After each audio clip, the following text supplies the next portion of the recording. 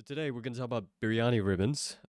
It's an indicator I coded, nothing special, but the whole reason I'm going over it is because it comprises of stuff that I believe are very important for, you know, not only novice traders, but also very consistent traders as well. But before we get started, everything and anything I say on this YouTube and on this live is all for educational and informational purposes only. If you want to read this disclaimer, you can go ahead and take a screenshot of this. None of what I say today or any time in any place or any given event is going to be financial advice. One, I'm not certified, and two, I'm a complete retard. On a good day, I only have 2 brain cells, right? So that's why you don't want to take everything I say and think, hey, because Bishop said this, I need to do this, right? Take everything with a grain of salt. It's all opinions and based off of experience. You guys can take this, make your own observations and decide what's best for you, or consult somebody who's professional. All right, but moving on, let's get started. So this is going to be 2 things, right? We're going to go over this whole beautiful handwriting here that I have on my tablet that's not an Apple tablet, right? Because Apple products suck. I have a Samsung tablet. So you guys are wondering what this beautiful tablet here is, but we're going to go over this tablet and all the stuff I've written here. I just like writing stuff on, and then it's pretty easy to draw stuff, which helps me teach you guys. And then we can move over onto TradingView, and I'll tell you guys how to set this up and how I set it up, right? So don't worry. And again, if you get bored, not my fault. You have only the attention span of a 2-year-old, okay? All right, Bishop Chicken Biryani ribbons. What is it? It's an indicator I coded that replicates what I used when I first started trading. When I first started trading, I didn't just purely start off with price action. I did price action, volume, and SMAs, right? So this is kind of an indicator that I used back then, which helped me navigate, trading. And I learned a lot of things from it. I'm going to go over what that is. To help me understand price action, help me get better at trading trends. It shows you different types of moving averages, so you'll see once I bring it up later on. It shows not only SMAs but also EMAs and WMAs if you wanted to choose that. So why use dumbass moving averages, right? Well, these people are like, I want to use MACD, I want to use RSI, I want to use this and that, but all of it is irrelevant.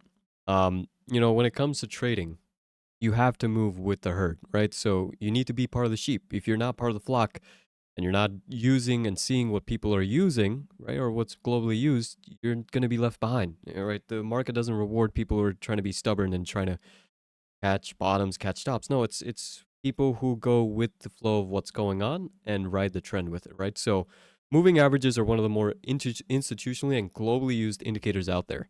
Not only is it best for actually stock markets and equity markets and futures markets, you will see moving averages having a lot of weight on crypto markets, forex markets, right? It's not just for one single market. It is something that is used and universally used everywhere, and you'll see why in just a little bit. The reason why it's so great is because it's a study of price action, which is one of the most truest forms of data in the market. If you have a core understanding of price action, honestly, in my opinion, there's nothing else you need. Everything else is just, icing on the top, extra things you could add to maybe, increase your win rate or increase your success rate or your, P&L. But if you understand price action, you do. I believe you do really well in the market, and moving averages really help with that. It helps reduce noise, it identifies trends, and provides dynamic supports and resistances. Okay, so there's different types of moving averages. This indicator shows SMAs, EMAs, and WMAs. WMAs are not really that used. That is for like really kind of like scalp traders. I personally don't use it. I've not used it as much. I don't think it's a great tool to use, but some people like using it. Especially people who trade futures, you might like WMA versus the other ones, right? So we're gonna go over at least what SMA and EMA is, and then I'll briefly go over what WMA is. So SMAs basically calculates, and this is very important. The reason why I need you guys to listen to this part is because it helps you understand how you can use this tool in your. Again, any questions lead till the end, and remember, I'll explain everything in depth, so most likely your questions are going to be answered. So, and then I'll tell you guys how to add this, don't worry. Estimates, right? And I need you guys to pay attention to this because this is how I'll help you understand how this works You can figure out what the differences are in between the moving averages and figure out which one's best for you with the way you trade. So, SMAs, right? Complicated. This is not even a complicated version, but the professional version. It calculates all the candles with equal importance, most institutionally used moving averages out of the three moving averages we talked about, and it's best for trend continuation. Worst in choppy markets, and it moves and reacts slowest out of the bunch, right? So, what do I mean by trend continuation? Basically, this means, right, since I have this beautiful tab here I can draw, if you have a movement upwards, right, what's the overall trend here? It's bullish, right? The trend continuation, whoa. Trend continuation is where you try to not try to, enter on this, but you try to enter, once you believe the trend is going to continue, you could go to, to capture and move to the upside, right? Because the saying is in the market, and it's actually true, is trend is your friend and you don't want to keep on fighting against it, right? So SMAs are particularly better for trend continuation kind of traders. It is really great for not only day trading, but swing trading as well. When it comes to swing trading, I personally prefer using SMAs versus anything else. It's also great for day trading, but for example, since I said that it reacts very slowly, and we'll go over some examples later, you could kind of figure that during the month of February, which was a very choppy month in the market, right? It was a bunch of big ranges, but it didn't really have any trends. SMA was not really the best tool to use, right? So even though I think and I believe the SMA is a really great tool, no matter what tool it is, there's always going to be certain types of markets where a certain tool will be great, and other markets where it won't be great, right? So SMAs are not great in choppy markets, and I need you guys to remember that, okay? So what I have here is, right, I'm so great and beautiful at drawing that I drew out for you guys because I know you can't live without it, right? So we have this beautiful drawing here of 10 candles, okay? The reason why that's important because I need you to pay attention to the fact of how the moving averages are calculated. So this drawing over here kind of shows you what a moving average would look like on this kind of chart, right?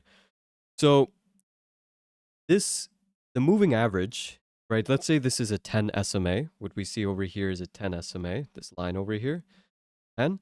That means all these 10 candles, it takes into account of like where the price is, and it does this formula, which I'm not that Indian to kind of break down the formula for you. You don't need to really go that deep, but it weighs all of these candles equally, right? And what I mean by equally is it doesn't weigh one candle more important than the other. And you'll see what I mean when I move on to EMAs. But all of these candles, when you see a moving average, is going to be equally, what's it called? Calculated. Versus, say, if we go to the EMA, the recent candles the recent candles are given more weight in the calculation. This is why it is more reactive than the SMA. Due to its reactiveness, it is a scalper's friend. Not the greatest for swing trades because it will kind of kind of fake you out, or trending markets, but it's great for reversals.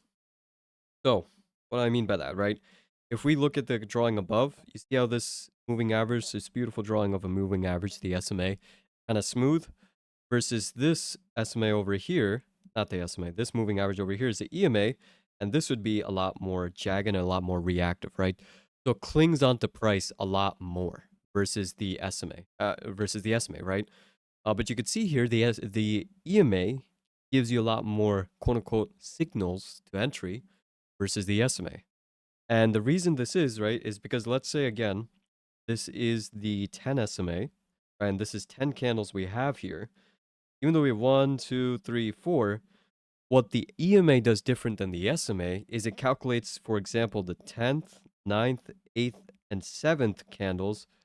Wow, that's an ugly 8. Much heavier, and it puts much more weight on those candles compared to the previous candles beforehand. So what does that mean? If the past 4 candles on the chart are going upwards versus the previous candles are going, down or sideways, the EMA will still react upwards to the price and cling to the price much more quicker than the SMA will, right? So not too complicated, but Again, simple way to think of it is, hey, on the EMA, the more recent price action is going to be a lot more important for that indicator. So the EMA is going to be a lot more. I gotta that because it's going to cling a lot closer to price and it's going to react a lot better, a lot much more quicker. Versus SMA is a lot slower, right? Because it calculates everything on an equal weight basis versus the EMA does not. So that's why you guys need to know the difference between EMA and SMA. People ask me, oh, which one to use? Well, I mean, what do you want, right? Do you want more signals? Do you want more day trades? Do you want more scalps? EMA might be your way to go. Do you want to catch a trend? Do you want to try to, increase your P&L in terms of like having a better risk to reward because trends usually last longer? Then SMA would be your friend, right? Is the market in a range? EMA would be your friend. Is the market trending? SMA is going to be your friend, right? So you need to realize the differences between these. The WMA is basically an autistic version of the EMA. So what this guy does is it's even more clingier to price, and it puts it puts a bigger weight on the recent candles versus the EMA. So remember, SMA is kind of like the slow, kind of low cortisol version of moving averages. EMA is the hyper focus, kind of reacts to everything that's going on a recent basis. Versus WMA has like an extra chromosome, is autistic, but it gives you like it's probably the best friend for people who try to get like 2 points on a futures and are really happy about that, or 20% on options and are really happy about that, right? So that's what you want. That's what you need to know the differences of the moving averages, so you can better figure out um what moving average you want to use, right? Whether you use this tool or not, this is the most important things you want to grasp from this whole live session. Is the differences between the moving averages, so you can better kind of understand what you want to use when you trade. Moving on. Now, oh yeah, now as your friendly neighborhood tech support, let me show you how to set it up, right? Since you guys are bombarding me in the chat, like, oh, how do I set this up, right? I'll show you how to set. Okay, so now here we are on TradingView. So this is on TradingView, but no, I'm not talking about wait. Yeah, it is the weighted moving average. Sorry. So what these stand for is the SMA stands for smooth moving average. No, simple moving average, not smooth average. EMA is exponential moving average, and then WMA stands for weighted moving average. Again, I don't really use WMA. You can if you want. I just had to show you what possibility. So this is on TradingView. It's completely free. I will code a version of this for Thinkorswim. It's just a little bit more complicated, but I can do it, and I will put it out there. But on TradingView, right, what do? Go to indicators. We search up. I already can see it there, but you can search up the greatest dish on the planet of Earth, which is biryani, right? If you guys haven't tried chicken biryani out, you're missing out. The one it is called Bishop Chicken Biryani. There shouldn't be anything else. It should say that the user who made it is the Market Bishop. What we do is we click this on. We see a bunch of shenanigans on our screen. Okay, so give you guys a second to do that if you want to. You don't have to. Again, right? You could do this later on because it's recorded. But okay, now we have the beautiful moving averages, and actually FLY won't be a great example for this because it's a recently IPO'd stock.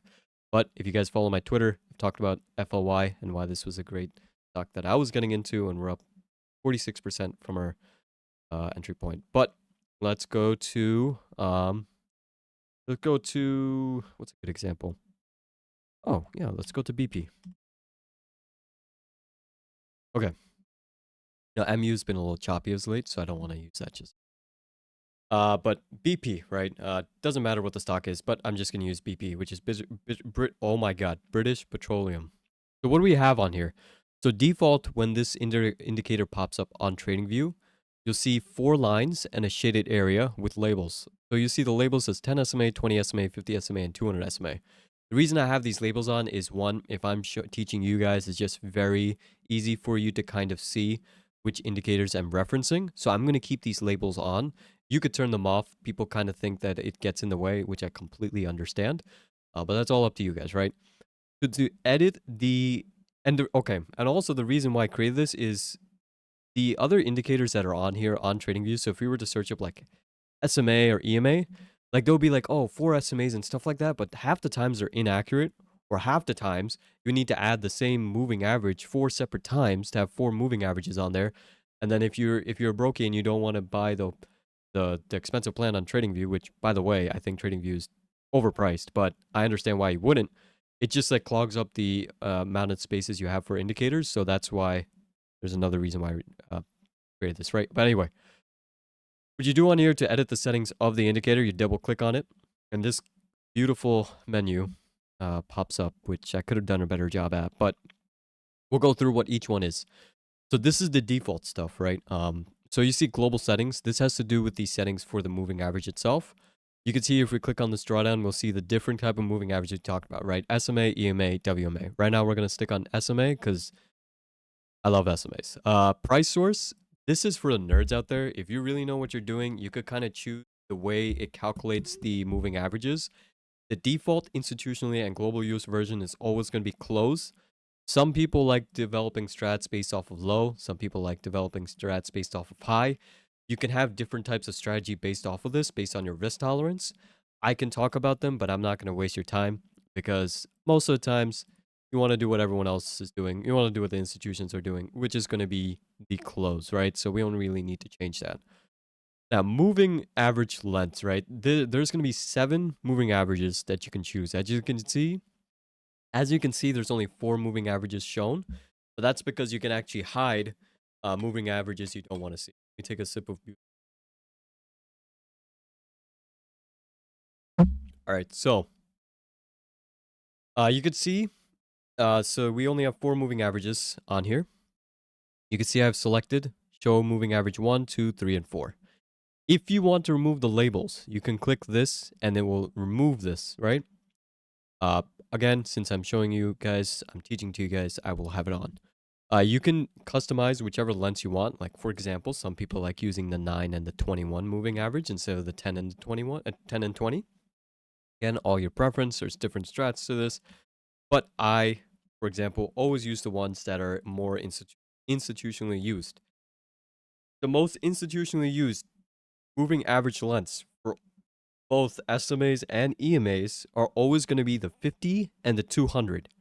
If I had a gun pointed to my head, right, a water gun pointed to my head, and they said choose 2 lens to use, I would only use the 50 and the 200. You don't really need the 10 and the 20 all the time, but the 10 and 20 is really great. Nothing against it, but if I were to look at anything, it would be the 50 and the 200. If I were to be told like, okay, which only pick one, right? Oh my god, I can't speak. I would only choose the 50 SMA. 200 SMA is the most used, but it's too slow to give me current data that I want to view. So that's why I would choose the 50, right? But we're going to have 4 moving averages on here. If you want to add other lengths, like for example, if you want to be a little special baby and on top of the 10, 20, 50, and the 200, right? Because those are the lengths we have right now. You want to add the 29, and if you want to add the 21, and you want to act like your little special child, you want to turn them on, you could do that, and you'll have all these little things on here. But I'm not special, so I'm not going to use them, right? I am the most boring person you ever meet, so special is not on our plate. Moving on, right? So we went over the type of moving average, right? If you change it from SMA to EMA, you'll see that it also adjusts not only the structure of the moving averages, but the labels itself move from, the SMA and it shows the EMA, right? If you also change the length over here, let's say if we change the 10 to the 9, you will also see the labels update as well. So that's also a great thing. These things update by itself. So you don't have to worry about, oh, is this going to show me the wrong thing or right thing? All default will show you what you're looking at. So we're going to stick to the SMAs. Now, here's the cool thing that I added that I don't see any other indicator on here. So if we were to go, let's actually go to, it's a good day trading stock. Let's go to MU, right? So MU, let's say we're on the 30-minute, right? Moving averages, the way this one works is the moving averages adjust to the time frame that you're looking at.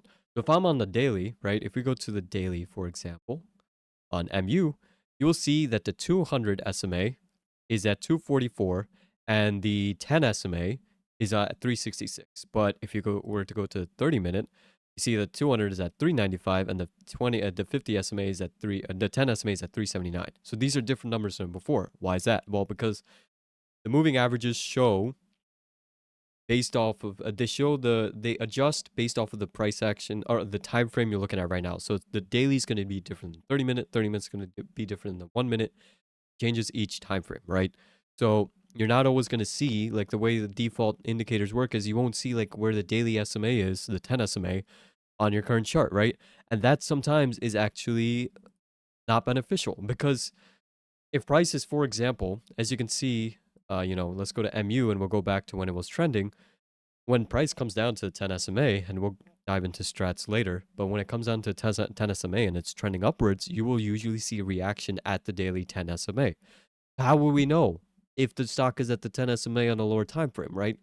All the indicators do not show that. Well, that's why if you actually double click on the indicator settings and you scroll down, you'll see MTF MAs. What this stands for is multi-time frame moving averages.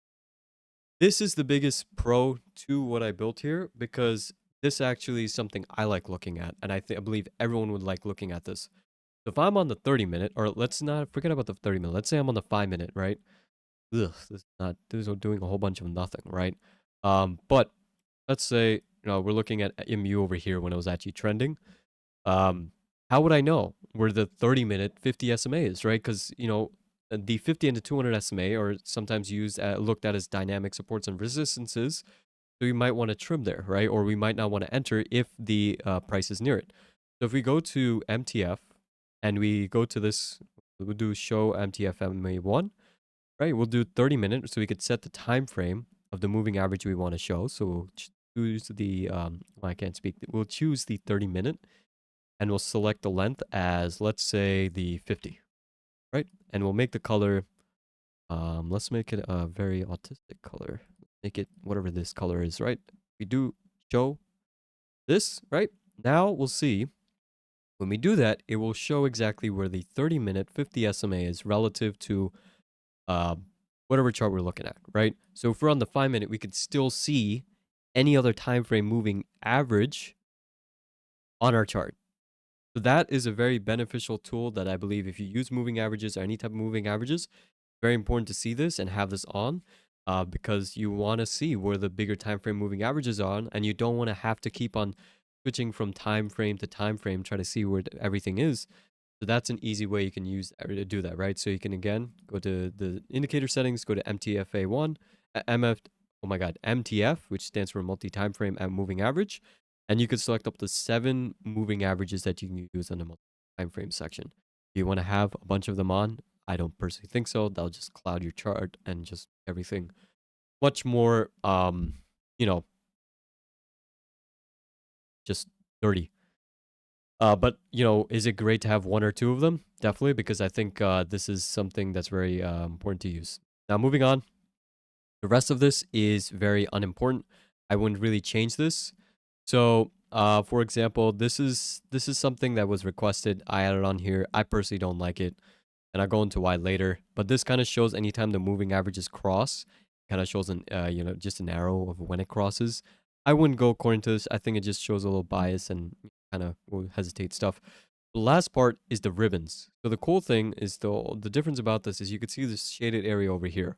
All this displays, and there's a reason why I'm displaying this, especially for novice traders or even pro traders, is it shows the space between the moving averages. The reason why this is important, as we'll dive into later, is because it shows the momentum of price at a given time. So if for example, we choose the 10 SMA we have over here, the 10 SMA will be more reactive than, let's say, the 20 SMA. The reason why that is because the 10 SMA only goes according to 10 candles versus 20 goes to 20 candles. The more candles you have, the more chop you'll probably have in your price, and it's going to be slower to react, right? So the bigger the SMA it is, the more slower the moving average will be, right? So the 200 will definitely be slower than the 50, and the 50 will be slower than the 20. But each moving average length will have its importance, right? So you don't want to completely hide all of these. So you still want to show the difference of the space between these moving averages, and that's where the ribbon thing comes in. So if we disable the ribbon, you'll see this is how it looks. And a lot of people like using it like this, which is completely fine. But a lot of times, making it a little bit easier to look at the kind of like the momentum of the trend is by viewing the space between the moving averages. It could also help sometimes indicate, and we'll go into why later, the probabilities of our entry points, right? So if you want to enable ribbons, goes to why ribbons are important later, you can choose. You can do so here. You can have two ribbons up at the same time. So you could see here, for example, since we have two ribbons on, we have one ribbon showing the length between the difference between the 10 and 20, and then one showing the difference between the 50 and the 200. I personally think it's just fine to just have one ribbon. I don't think you need to have two, but you can actually show the difference between um, the any kind of moving average you have on the screen. So if you have 7 of them, you can have like you could just do whatever shenanigans you want, right? But now moving back. So now that I showed you guys how to set it up, go back to my handy dandy here. So why is it important? What kind of a difference does the ribbons kind of show you? So in these other beautiful drawings I have here, you could see I had drawn out 4 things. Are these all the 4 scenarios that will always play out? No, but this is just typical scenarios you'll see, right? So we'll see here on the left-hand side, we have just regular SMAs going, upwards, downwards, and eventually upwards, right? So if the blue line is the 10 SMA and the white line is the 20 SMA, what is something you're seeing here that stands out, right? So initially we have chop, right? So we have chop back over here, but then we have expansion to the upside. What this kind of shows you is when you have, for example, what's different about this area right here versus this area over here, right? The difference is that the 20 SMA is flatlined versus the 20 SMA here is a lot more curved. The reason why this is important is because if your bigger length SMAs or moving averages are curved, that means a lot of the price action that's leading up to this movement is in conjunction with the current movement. What do I mean by that? Right? Let me zoom in over here. Actually, no, let me not zoom. Right? Um, if price looks like this, right, versus price looking like this, what's the difference between this? In this first scenario, so in scenario 1, scenario 2, scenario 1, we have equal lows. We have equal lows, and then we have a higher low, and then a move upwards, right? We also have equal highs, and then a higher high, and then a move upwards. Versus scenario 2, we have equal highs, equal lows, right? And then we only have one kind of higher low, equal high, and then we have a breakout. So when you have a moving average, let's say you have the 10 SMA, the 10 SMA will look like this, will look like this, and then eventually it'll creep up, right? The 20 SMA here, though, I'll just use the red line, will be flatlined, and it'll take longer to move up.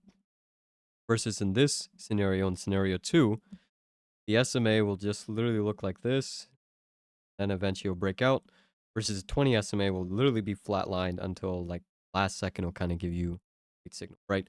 So the difference here is if the 20 SMA or the larger length SMA is moving a lot closer to the slower or the smaller length SMA, that means the previous price action is also in conjunction with the current move that's going up, right? So what's bullish here, right? In scenario 1, the part that's bullish is the fact that you're having higher lows and you're having move upwards, right?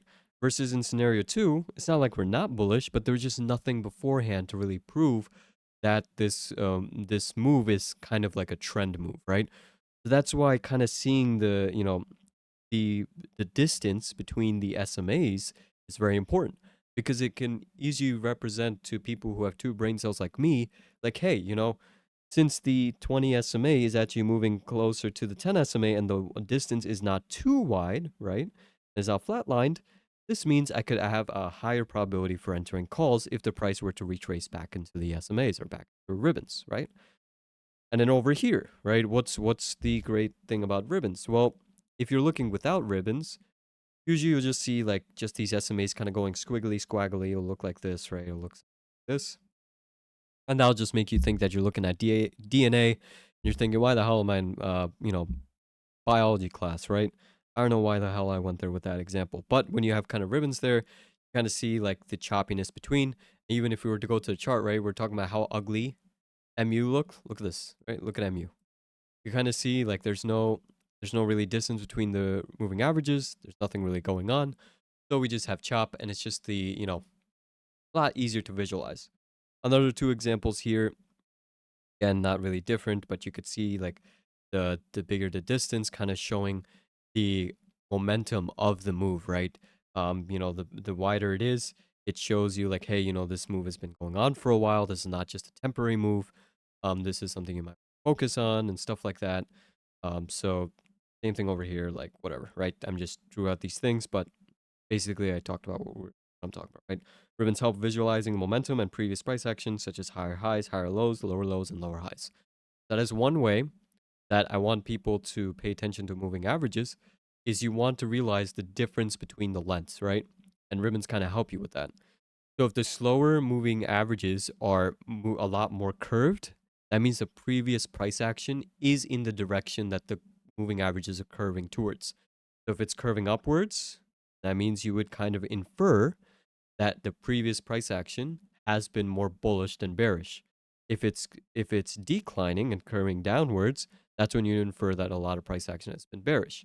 Of course, if the bigger the moving average there is, the more curved it is, kind of gives you the weight of how long that kind of price action is, right? So if the 200 SMA, for example, is curved more to the upside, that means it's been bullish a lot longer than it's been bearish, right? Versus the 10 SMA, which kind of goes here and there.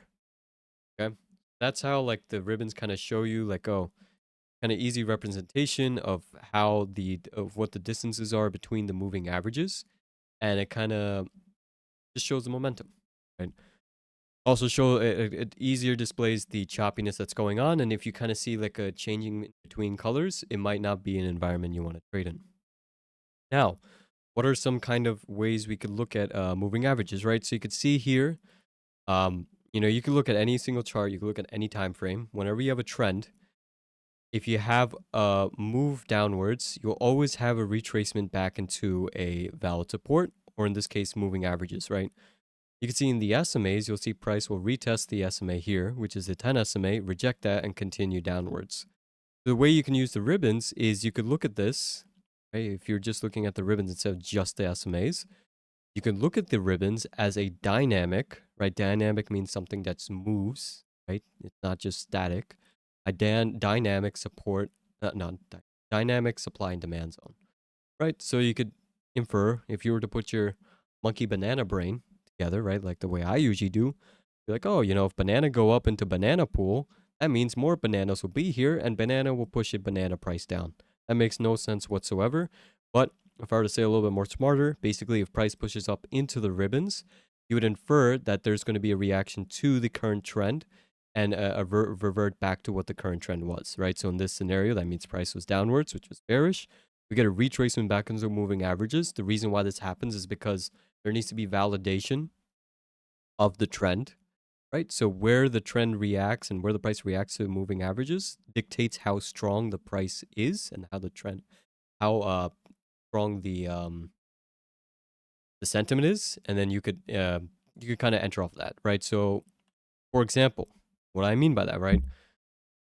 If the price were to theoretically reject at the 10 SMA versus the 20 SMA, which one do you think is a stronger move? Rejection at the 10 or the rejection at the 20? Obviously, rejection at the 10 signifies a way stronger move than the 20. And the reason is because in this case, right, since we're looking at a bear scenario, the bears were a lot stronger here, right, to keep the price lower versus versus over here, right? Because the buyers were able to kind of push it up farther up than the sellers kind of stepped in, right? So where the price rejects or bounces off the SMAs kind of shows you the strength of the trend. This also helps you dictate the probability of a trend continuing.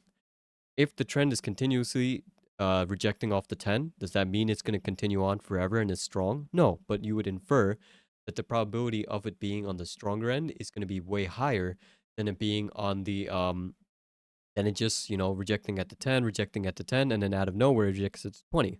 When you see rejecting at the 20, that's when you're like, okay, maybe what that means is eventually this trend is going to end.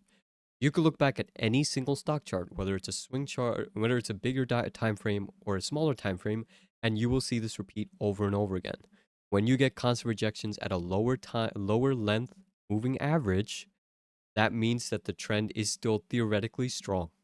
Versus if you start seeing rejections at a higher or bigger length SMA, that means that the trend is starting to wind down. That's also something you might want to keep in mind. Okay. Same thing, right?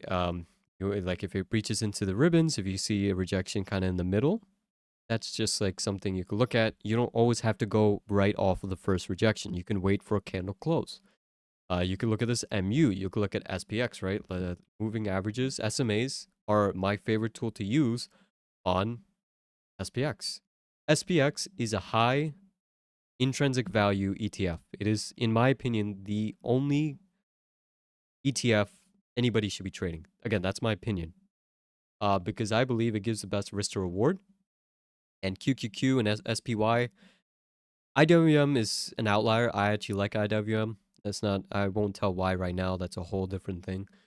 But SPY, and QQQ, I think are for peasants only. You guys aren't peasants. I think SPX is greater because, um, think of it like this. And I'll get into why, how we can use, everything. So just stick with me. I go into rants, but I promise you it's useful. I think it's useful. SPX is a high intrinsic stock. What does that mean? If I buy a contract for $1, even if it's far out of the money, if SPX were to move in that direction, the contracts have to move violently. And the reason why this is because if you have, let's say we have, go way off topic, but I promise you this is gonna all boil down to the whole SMAs thing. Bear with me. This is also something else that you might want to learn, right? You don't want to be idiots. Let's say the 6/100s are $15, right?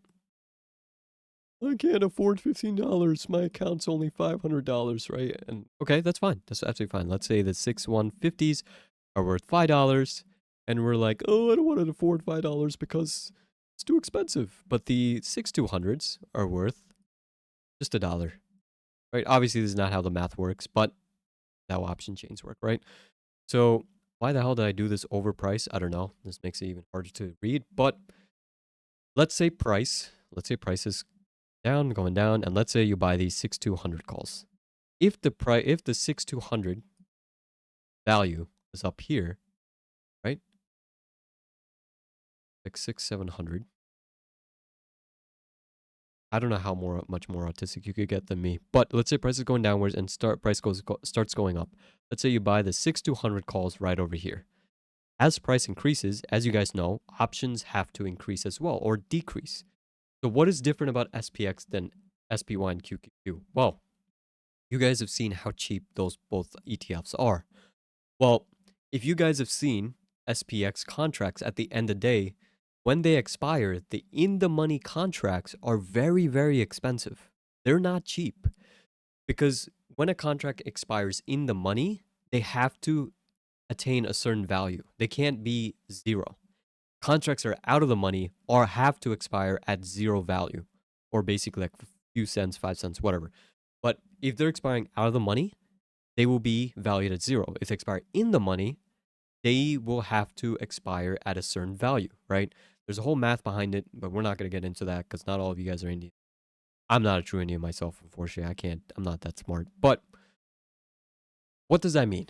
If a cheap contract is valued at $1 and we're seeing a contract that's closer to at the money is valued at $15, even if we take the cheap contract, if SPX moves up, right? If Monkey sees SPX moves up, that means the contract is like, oh, SPX is going up. That means I need to drastically change this value of this contract, kind of emulate what the contract would be at market close if this were to expire in the money.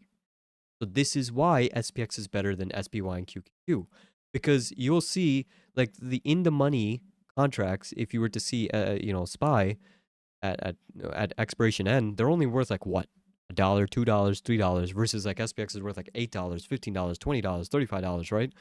So these contracts have to expire at expensive values if they expire in the money. So why is this whole ramble that Kevin's saying right now very important? That means if we're taking SPX trades and if we're trying to trade SPX, we aren't retards. If we are seeing the data in front of us showing that SPX have to kind of move violently, it is not a scalping index. It is a trend index. The best way, in my opinion, to trade SPX is to trade the trend, because if you buy even a cheap contract, and if price were to escalate towards your price point, which again, data and IV is a factor, but let's just disregard that. If it were to ascend to your price point, the contract will gain in value at a substantial rate compared to SPY and QQQ. Also, if you want to be an idiot and just only risk like 50 cents in a dollar, you usually would have better probabilities on SPX with that contract coming out really green versus SPY and QQ. Remember, just because something is cheap, it does not mean it's better off. There's a reason why people buy from Amazon versus Temu. And even Amazon's not a great version because Amazon has like, freaking cheap stuff on there as well, right? But quality matters, right? SPX gives you that quality. So, back to what I was saying.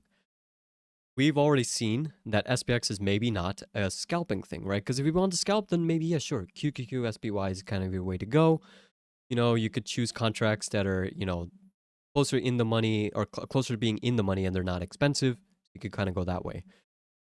But SPX, we want to trade the trend because that theoretically we could buy a cheaper contract. And if the trend goes our way, we could see that contract gain immense value without having to put out much risk. So this is where all my drawings I need to delete. So my beautiful drawings is going all away. This is where SMAs are very important because we've dictated that SMAs are a trend continuation kind of indicator. So if we're looking at SPX and we're thinking, I think SPX is going to go up, unfortunately, the past 2 months have not been a great SMA kind of environment, but I'll get into that in just a second.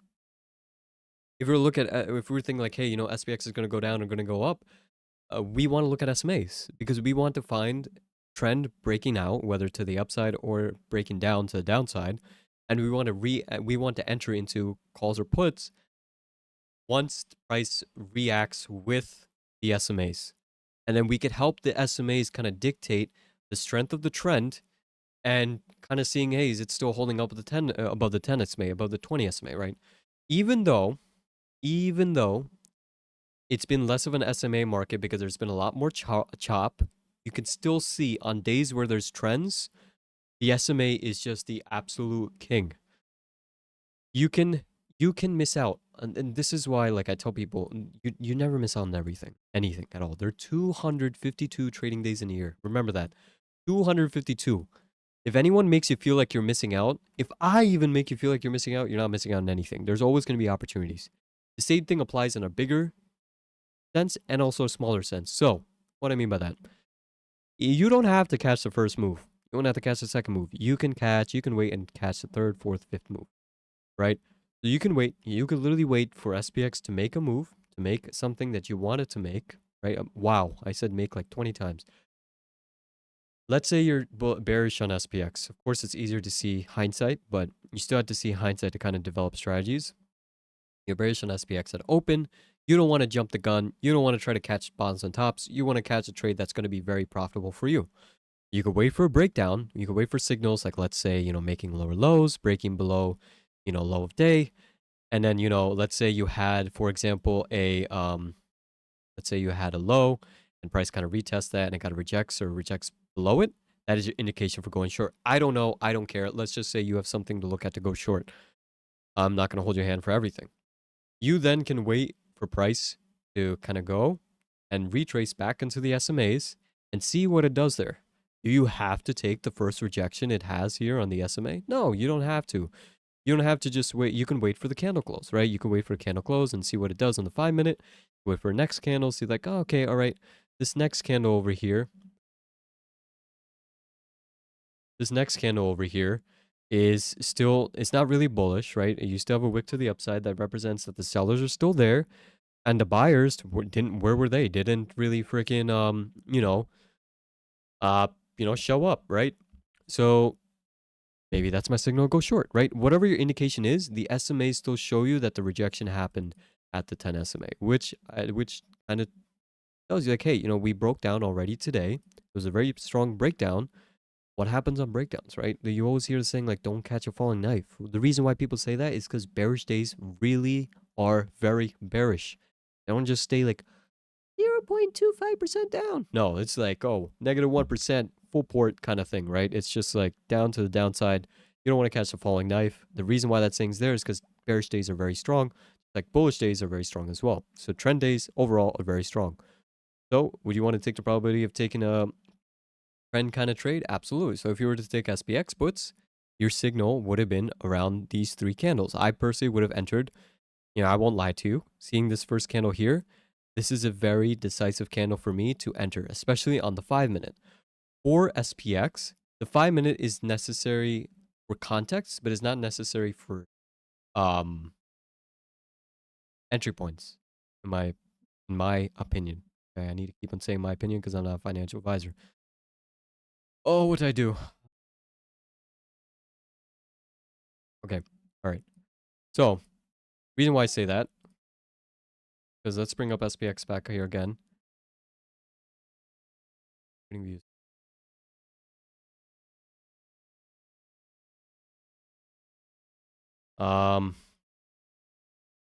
TradingViews.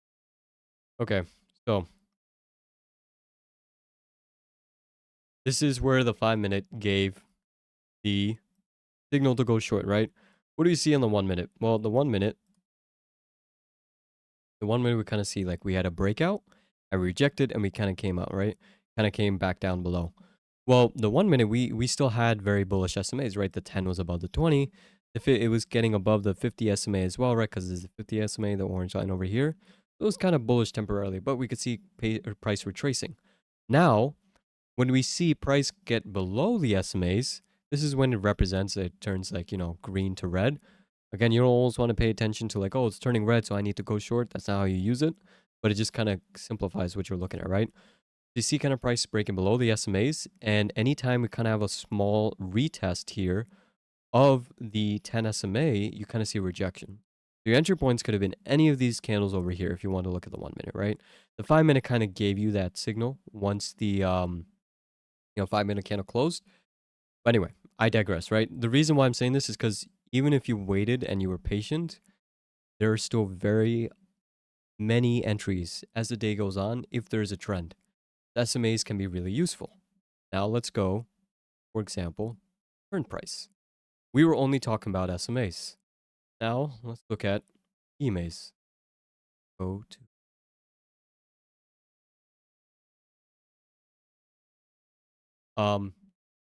imagine if I was not recording. So EMAs, as you can see, like if we were to like take a virtual snapshot of EMAs right now, how it looks. Look at EMAs versus SMAs. Difference. SMAs are a lot more choppier here. Why is that? Because there's no trend, right? There was only short-term trends, but if we were to look at it, if we kind of zoom out, we got nowhere in this short amount of time. We've kind of got nowhere here, right? So if we're seeing this, what's going to be more beneficial to us, SMAs or EMAs? EMAs. And you can see EMAs gave you a lot of entries on the 1-minute here, right? Of course, here again, chop. So today, again, not a great reference point. But you could see like, you know, you can see you have multiple kind of entry points, even on choppier days with EMAs. And you also get quicker reversal indications or reversal, quote unquote, signals than SMAs. For example, I'm not going to switch again to SMAs, but you see like right here at this point, you see how the EMAs kind of quickly change to from the 20 being on top to now, the 10 being on top to now being on the bottom. right? It went from being a top guy to a bottom guy, right? And the SMA, for example, would look like this, right? The 10 SMA would still look like this, and then it'll curl down like this, and then it'll look like that, right? It'll be slower to react versus the 10, versus the EMAs are way quicker. So your entry point would have been right over here, versus the SMAs would have probably been like, I don't know, like over here. I'm just guessing, but I'm just giving you an example. So EMAs give a lot quicker reversal indications than SMAs, right? If you're more of a reversal guy, EMAs are probably your better tool. Versus if you're a trend guy, SMAs are your tool, right? You guys got the difference of which situations you want to use what, right? The SMAs and EMAs. Can I have some confirmation? Because I've been talking about 50 minutes now. So if you know, you guys are heads are at, right? Mm.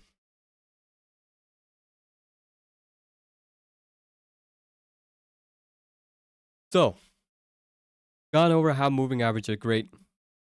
Is grape, right? You know, how the Pakistani boys and kids said it is grape. If you guys have not watched that video, it's great. But moving averages, we've talked about multiple time frames. What moving averages are great for what kind of time frames? There's no such kind of key time frame. Yeah, I hope, dude. I'm recording this. I hope it comes out great. No, I know you guys definitely want to hear my monotone voice at night, right? That's the greatest thing you want to do. You're crazy for that, but there's no like, oh, for this time frame you want to use this moving average and so on and so forth. But, you know, for example, EMAs are probably better used on shorter time frames because they're better for scalping and day trading versus moving averages, even though they're great on shorter time frames, you need a trend for it to be really valuable, right? So that means SMAs are going to be a lot better on bigger time frames. So, what does that mean? SMAs are great for swings. Very great. So much so that almost every single swing trader uses SMAs as their moving average indicator. You know, you look at any type of price movement that's about a bullish movement, breakouts happen usually after two types of moves, right? Let me draw it over here. Love my drawings, right? So you have two types of moves, right? You have three. You have rally base rally. You have rally flag rally, and you have rally contraction rally. There's a difference between all three, but they usually lead to the same thing. Rally base rally, very simple. Rally, you kind of consolidate, you break out. Rally flag rally, kind of bull flag, right? Wow, that's a fuck, that line was going. You have flag, right? You kind of make a wedge, you kind of break out. Contraction is usually something that you see as an ascending triangle, you break out, right? These are the three greatest patterns you want to look at when it comes to breakouts. Your job is not to try to find this one or try to enter on this one or this one. Your job is to ride the second wave, theoretically. Because the second wave is always going to be is always going to be your biggest wave. That's a whole concept called impulse waves. That's a whole Elliott theory wave. Oh my God, Elliott wave theory. But I'm not going to go too deep into that. Just know cliff notes, right? Yeah, but what are the cliff notes? These are cliff notes, right? Three kind of bull flags, three kind of upward movements. Rally base rally, rally flag rally, rally contraction rally. What do we have here on BP? We have rally, contraction, rally, right? How is this a contraction? You see price contract because you have an ascending triangle, as you can see right here. Oh, yeah, I'll show that. Oh, right? You can see price rallied, contracted. Where's the bigger move? First rally, second rally. Obviously, second rally, right? That's how the market works. First rally is usually mostly institutional. Contractions where institutional and then retail traders get in. And then the second move up is where both institutional and retail traders are in. So that's why the moves are always bigger, right? But how do we play this with SMAs? Well, sorry if you heard me burp, I'm very sorry.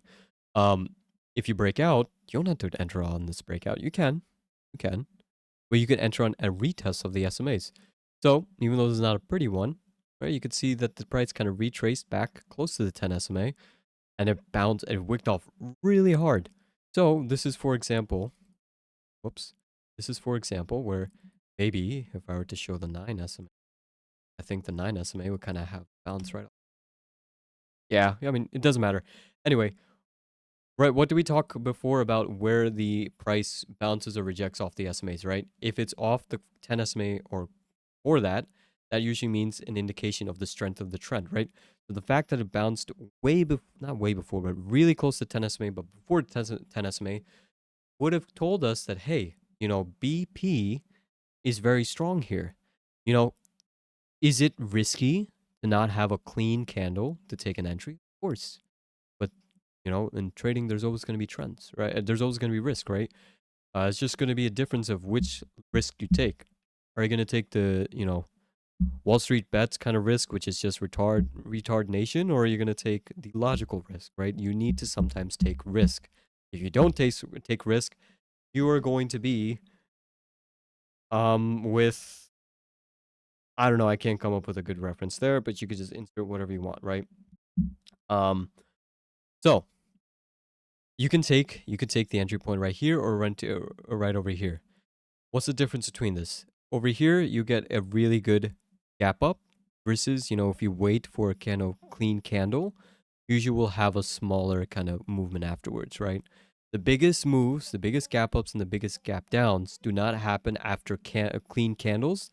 They happen after large wicks, right? So I had a large wick right above the 10 NSMA. Oh my god, 10 SMA, and we had a huge gap up. Our entry point was right over there. If we missed all of this, have this entry point right here, and we could see the trend continuing. We took BP today. Why did we take BP? Well, we saw that the 10 SMA, it still held the 10 NS. Oh my god. BP held the 10 SMA twice now. Of course, oil is highly going up because of the new situation that's going on with Iran, right? So if there is a ceasefire tomorrow, I'm just saying, for example, it doesn't matter what the SMAs are doing, we're going to go down. But technical wise, we can see that we have one rejection before the 10 SMA and two bounces now off the 10 SMA. So, looking at just this candle, since we already took the BP trade over here, we're thinking, okay, we want to take the continuation off the upside because we had a bounce off the 10 SMA, and we're going to probably have some into the upside.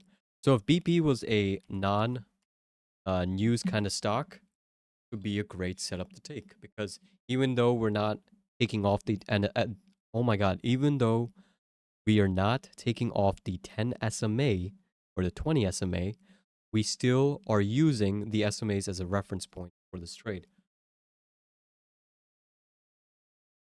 Now, moving on, another one that Aiden wanted me shows COP. You can see here for this that's crazy, Alex. For this kind of breakout, right? Remember the different market kind of rallies I talked about? This one is a rally, a flag, and a rally. Another flag and a rally. What do you see here on COP? Right? We had a breakout, and you could see this was less stronger, or this was not as strong as BP, right? You could see that the gap ups are not enormous, and the price movement is not enormous as well. But it still held the 20 SMA how many times? 1, 2, 3, and this is above the 20 SMA. Right, so you could see, like, anytime it comes down and retest this, if we see a breakout, right, let's say we valued this as our breakout here, right, because this is an ascending triangle. Okay, any retest of the 10 oh my god. The 10 SMA is our entry point, all right? So, you get what I'm trying to say, okay? I don't know, as longer I talk, bro, I'm a water guy, I don't know what it is with me. The more I talk, the drier my mouth gets, and then my pronunciation goes out the frickin' door. So, actually, now look at this. Here's where I can tell you I fucked up. We took BP. Why did we take BP when COP is right at its 10 SMA? the move would have actually been better on COP because if oil were to gap up tomorrow, theoretically, the move on COP would actually be greater than BP. Reason I went with BP is because I just have a thing for BP and it's just been having very high volume compared to COP. So I took BOP over COP. But because COP was on the 10 SMA, it has a higher probability of it gapping up. Okay, said properly that. Now, even though I'm showing you bull scenarios and only swing scenarios, you can still see this on smaller time frames. The reason why I'm showing swing scenarios is because we have been a little bit in a choppy market, so that's why. Let's go to Texas Instrument. So, when it comes to moving averages, one strat people like trading, which I personally don't like trading, I think it's the greatest thing to look at, is they try to enter off of SMA crossovers. This means if we have this, let's say this is the 10 SMA and we have the 20 SMA. Oh my God. Okay. This is the 20 SMA. As you can see, I'm running out of patience. Let's say this is a 10 SMA. This is a 20 SMA, right? They'll try to trade off this crossover. So like, oh, it crossed over. Let me take calls, right? And that's not technically wrong, but what happens is whenever you get a crossover, you don't usually get a continuation. You do sometimes, but you usually get a pullback back to the SMAs. You get a follow through. EXN. The reason why I took this was, even though I said this, kind of went against that, right? Okay, Burby. I gotta hide this chat. You guys are freaking. You guys are distracting the hell out of me. So you could see here the one reason is the fact that we bounced off the 20 and the 10 SMA, and we're kind of gapped up here, and right, and we're kind of getting out of this range in consolidation here. So we have a base here. I love trading bases. If you guys know me, I love trading bases because breakouts after bases are pretty nice if they continue and have follow through. Also, even though I don't usually trade this, we do have a crossover of the 10 SMA over the 20 SMA. This is usually bullish, right? So if you've seen, Texas Instruments has been very trendy. And up, down. Now we're trying to think that, hey, it's going to go to the upside here. So I'm inferring that, hey, if it's been very trendy to the upside and the downside, I believe that even though I'm taking a premature trendline cross, I think it's going to still continue upwards and not have a huge retracement. And even if it has a retracement, there's still a decent probability that the move to the upside is going to be better, right? So, the SMA will still be there as a dynamic support and resistance. Today, I did mention the reason why we went light on auto swings is because there was not great and there was not really great not that many great swing opportunities because of the low volume. So even though the Texas Instrument is a great setup, maybe the way we want to trade this is we're taking the riskier one, right? We're taking the riskier entry. Always acknowledge what kind of risk you're taking. This is a riskier entry. The less riskier entry is waiting for it to kind of pop up, retrace, and let's say the SMA was actually moving up with it, which it would if it's kind of moving upwards. We would take the re-entry. We would take the entry off the bounce. I didn't want to wait for that. I was bored today, so I was like, okay, which kind of swing can I take? Texas Instrument was the one I wanted to take. That's why we took a riskier swing, but we sized smaller. Capiche? All right. Okay. Other few examples I'm going to go over before I wrap up this part, right? Let's go look at Caterpillar. Again, you can see the test of the SMAs. How many times do you need to see this, right? It happens over and over and over again. All you would need for SMAs to theoretically work is just the trend. You still find trends intraday. You just have to know what you're looking at. MU, even though it's been kind of ranging, we took MU trades last week. Look at how the SMAs looked on MU, right? It kind of ended up being a little bit solid. This is the 5 minute. If we were to go to 1 minute, and we were to go to smaller time frame, you can kind of see there's longer instances of it kind of being very nice here, right? So this is Wednesday. This is when we took, I think, our MU calls, right? Where it is. Bro, I don't want to. We took MU calls Look at this, right? We had a move upwards. We had a retrace of the 10 SMA. We held it. We could have taken calls here. We didn't necessarily have to take the entry here like we did. But we did anyway, right? It worked out really great for us. But you could see, let's say, again, this is another way you can use moving averages. If we were to enter off of here, which we did, this is where we took the MU calls last week, right? We had the move upwards. We had the retracement. And as the price breaks above, let's say we have runners, we can see here that prices above the 10 SMA, and even though we're retracing and we're testing it, we still held above it.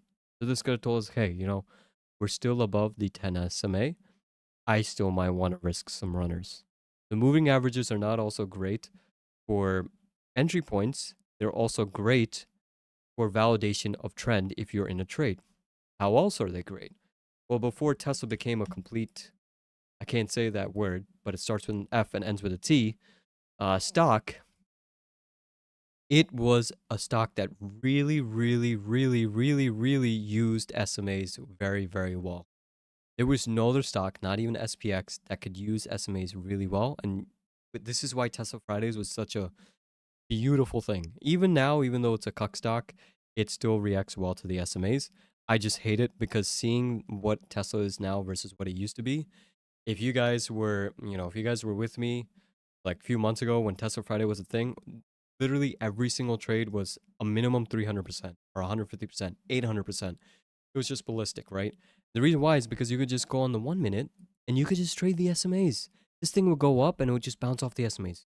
Go up like, give your contracts 300%, then it'll reject at a fib level, fib extension, and then a reverse, and then it will go, and then the SMAs will turn bearish, and then it'll reject off the 10 SMA, and you could take puts instant 150% after 15 minutes, right? But even though it doesn't do it as much right now, what Tesla does that I want you guys to always keep an eye on is even if you don't want to use the 10 and 20 SMA as entry points, one thing that I always would like to keep on the charts if I did not want to use moving averages as an entry point is the 50 and the 200 SMA. The reason why this is because these are the most institutionally used moving averages. So why is that important?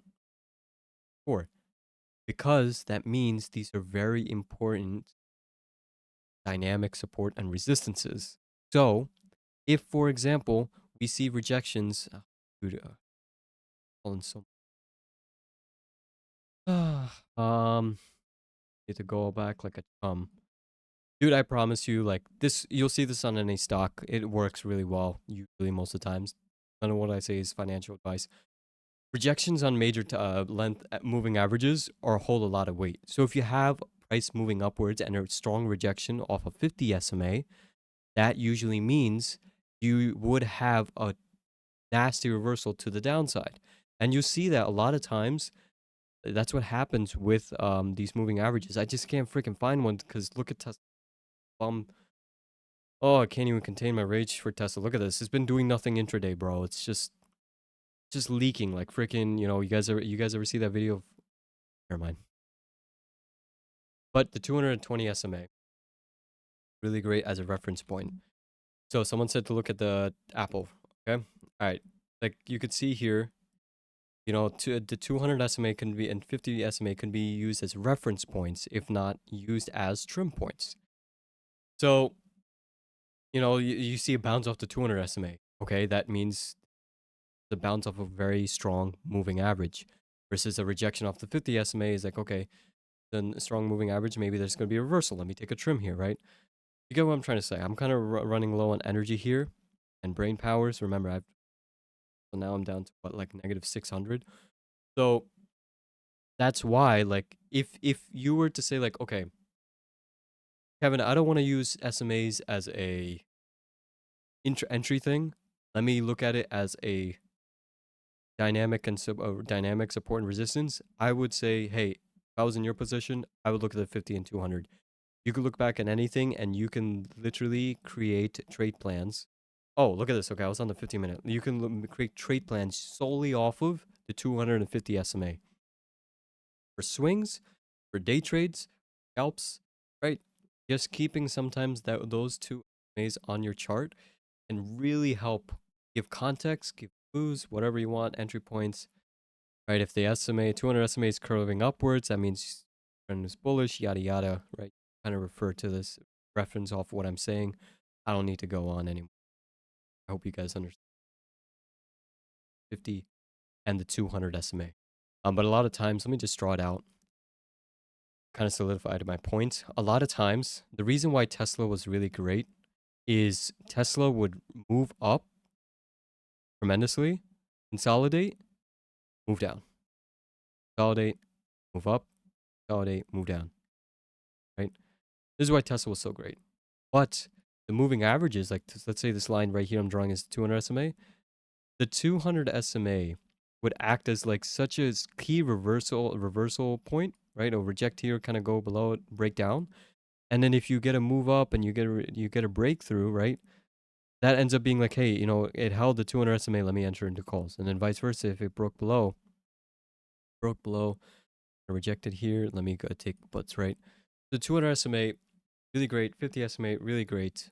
Use it to kind of have that kind of thing, right? And you can be very patient with it. Since it's a longer term SMA, you don't have to go, oh, it just touched candle, let me buy or let me sell. No, no, no, no. You can wait for a candle close, you can wait for candle closes, wherever you want. There's a little bit of patience behind it. You don't need to make some quick kind of, what is it? Kind of quick. Oh my god, you could see the brain cells going away from you.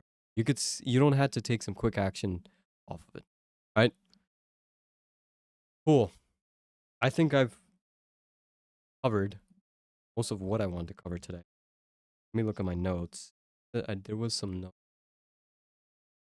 Meanwhile,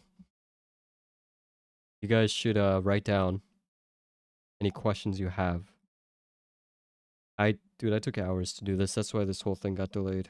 I was setting up OBS because I built a whole new PC from when I last live session. What are some time frames done? Okay, yeah. I answered what time frames, right? It's not really important.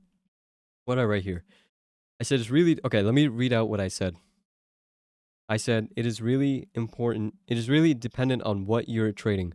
Since SMAs are institutionally the more what? Fuck, Kevin. Since SMAs are institutionally used, the more common time frames such as the 1 minute, 5 minute, 15 minute, 30 minute, 1 hour, and 4 hour, and the daily are pretty good for SMAs. If you're day trading, it's still good to view higher time frames to get a good idea of the overall sentiment. So again, right? If we were to talk about SMAs, what I wrote down here in the notes, right, this is stuff I wrote down. In case you guys don't ask this question, what are some good time frames to use? Since like you guys have to infer things, right? You can't just wait for me, Indian whitewashed Kevin to give you a cookie handown of what to look at.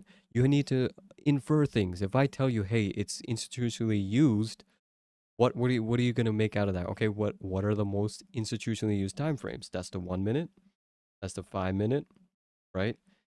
15, 30, 1 hour, 4 hour, and daily. Let me give you guys a good fact. The 4 hour, contrary to belief, is actually a terrible time frame, in my opinion, and it's not really institutionally used as much as people think. Institutions do not look at the 4 hour as much as they do the 1 hour. If they're looking at swings, the two primary time frames that they look at is the 1 hour and the daily. I personally look at the 30 minute, the 1 hour, and the daily. 30 minutes great. 30. Oh my god, 30 minute is my favorite time frame because it is the sweet spot between day trading time frames and swing trading time frames. What I mean by that is you could take day trades off the 30 minute and you could also take swing trades off the 30 minute. So again, going back to what I was talking about, I keep on going on tangents. SMAs, right? It's institutionally used. What are the institutionally used time frames? The time frames, right? Then you have to figure out what am I kind of trading. If you're day trading, right? Look obviously in the smaller time frames, but that doesn't mean, as it's in the notes here, you want to look at SMAs and where they are in the bigger time frames. Are the SMAs on the bigger time frames choppy? Are they kind of zigzagging or are they kind of fluid, right? Is price on the bigger time frames kind of approaching a big SMA on the bigger time frame? If it is, maybe I might want to go long, right? So that's how you want to use the bigger time frames, right? You still want to see what the bigger time frames are, and that's why also it's very important if you are using SMAs to day trade to use the multi-time frame moving averages. I believe, me, personal opinion, again, not financial advice, that have at least one or two of these on. So if I'm looking at the 5 minute, and if I just have, let's say, a 10 SMA and 20 SMA on the 5 minute, I would probably want to have the 30 minute 50 SMA and the 30 minute, or maybe the daily 10 SMA. And when I have this, right, I could see where the daily 10 SMA is and where the 30 minute 50 SMA is. I could see whenever I'm in a trade, right? Like, oh, price is up here at the 30 minute 50 SMA. Let me be a little bit careful. Let me take a trim here if I'm in calls, right? And then you could see price reacts with where the daily SMA is as well, the daily 10 SMA, right? Once price breaks above the daily 10 SMA, right? We got to break above here. Look what price did. On Thursday last week, we got to retrace to the daily 10 SMA. What did I say about 10 what did I say about what did I say? Oh my god, Kevin. What did I say about daily 10 SMAs, right? Usually you get a reaction off of it. So you got a retracement to it, got a bounce off of it. There you go, right? Get what I mean? You get what I mean. Anyway, back to the drawing. So that's what you would look at. EMAs, EMAs theoretically use them for more day trades, so that's the shorter time frames. Okay, what else do I have here on my... Do I enter when the ribbon changes? Ah, yes, I used to get this question a lot. I personally do not, because what the ribbons represent is an SMA cross, which usually might be too late or chasing an entry. There are also scenarios when it's just chopping and changing colors, which could cause fake outs, right? We saw that earlier on MU. I would rather wait for the color to change and then a breakout or a breakdown and then a retest of the ribbons to see what the reaction is to them to determine my entry. What I mean by that, basically right over here, right? In this scenario right here, I would wait for the breakout. I'm not trying to enter right over here. I'd wait for price. Let's say price was,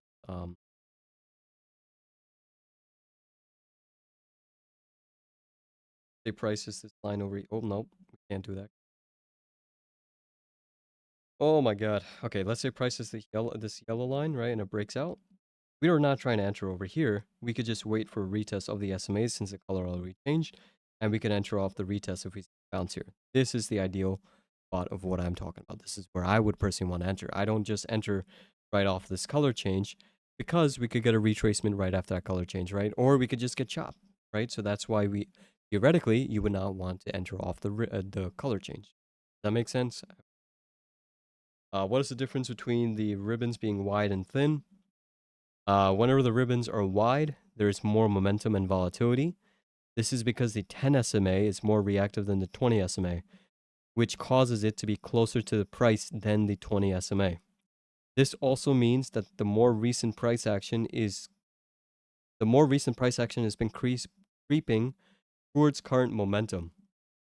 For example, if the ribbons move up to the upside in a wide fashion, since the 10 SMA is close to the price, it means that the recent price action has been a lot more bullish. So again, right, kind of the same scenario, right? If the 10 is wider away from the 20, there's a bigger probability that this trend is going to continue a lot more. This trend is going to continue longer than uh SMA that looks like maybe like this, right? And also this, like, what does this represent? This really represents just like a one-off, right? If there's been consolidation and you just get a pop, okay, fine. It's not like it's not bullish, but that doesn't mean there's build up to it. Me personally, I like having build-ups to my trades because then it lasts longer. So I will wait for signals like this versus a thin kind of SMA like that. Okay, all right. Why do I use SMAs and EMAs? EMAs are more reactive than SMAs, which causes it to be more fake outs. Since I like having confirmation of a trend, SMAs are much more practical. This also helped me as a new trader to not get shaken out of a trade, since EMAs will be more reactive to each candle and have more fake outs. Also, there's a lot more EMAs give you a lot more entries. I feel like a lot of people kind of already overtrade. SMAs give you less kind of quote unquote signal points entry. So, maybe that's a good thing. That helped me. When I first started trading, everyone starts the same, right? We all kind of overtrade. EMAs gave me a lot of entry points. I had to take everything, I had to read too many things. But SMAs, on the other hand, are a lot more slower. So they give a lot less. They gave very valuable ones. So that's another reason.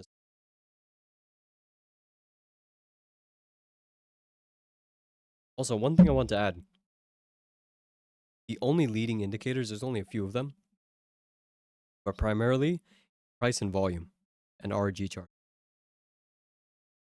But any other indicator, moving averages even, MACD, RSI, VWAP, all of these are lagging indicators. So they go based off the previous candles. They're not showing you anything that's happening currently, right? But even though this is the case, if you've seen my earlier videos, I've talked about how I don't like indicators. Moving averages are the indicators that I don't want to say the word recommend. I'm a nobody, but if anybody were to ask what's the only indicator I would use, throw some volume because indicator, it would be SMAs or it would be moving averages, but specifically SMAs. So take that with what you will. I think it's a great indicator for newbies or any trader. Why watch the 10, 20, 50, and the 200 specifically? Oh my god, I really went in depth with Q&As. I'm reading out from my notes. So I was in a plane ride once and I did this whole thing 2 months ago. That's how long ago I should have done this. These SMA lengths are the most used globally. The 10 and the 20 have been used for many decades to show continuation or discontinuation of a trend. They also are close together to form the ribbon, which is very effective. The 50 works more as a strong dynamic support, while the 200 gives more of an overall sentiment read. Something is bullish or bearish in the long run. Right? We talked about this, but that's just emphasis on one thing earlier. What if the price is... Oh, this is a good question, Kevin. Good job. What if the price is too far away from the SMAs? Does it mean it will reverse? Right? So what I'm saying is, what people ask me sometimes is, let's say price is doing this, right? And the SMA doing this. Like, oh, since this is far away, is this going to reverse down?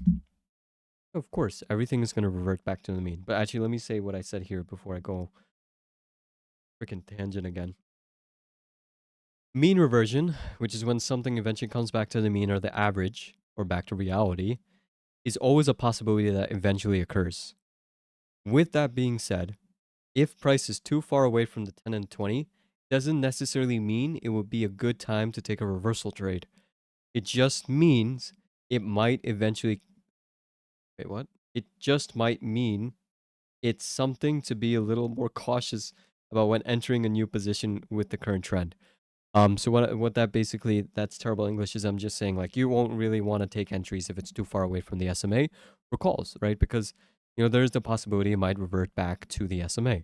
So you want to take entries that are a little bit closer to the SMA because they give the better probabilities, right? For example, BP versus COP, right? COP was very closer to the SMA. That's what I mean by that, right? And you don't want to be like, oh, Kevin, you know, um, the price is so far away from the SMA. Should I take puts? Bro, I mean, first of all, if price is very far away from the SMA, that means the current movement is very strong. If a current movement is very strong, there's a higher probability the trend will continue. Go to the upside, right? So why would you want to take this small little move when you could capitalize on this bigger move? Ask yourself that question before you take any trade. Do I want to capture a small move or do I want to capture a big move? Right? Anyway, I'm digressing. How can I tell if a stock is choppy? Is it good to enter when the choppy conditions? Blah blah blah. Okay, is it good? Is it still good to enter choppy conditions with the biryani ribbons? Only two. Oh my god, I really went in. You can tell if a stock is choppy if the 10 and 20 SMA are closely together. Again, you could see that right over here. And just crossing each other in a small range over and over again while being in very tight and flat, right?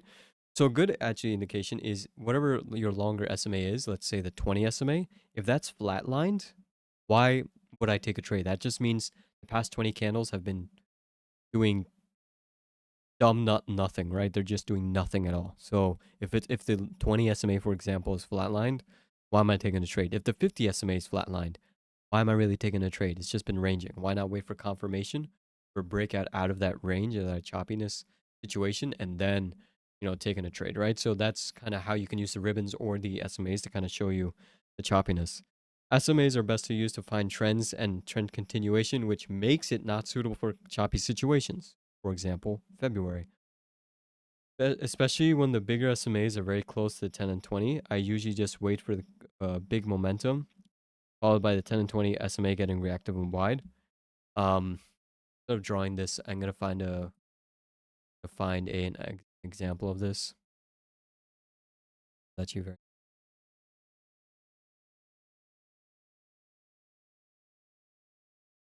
Uh,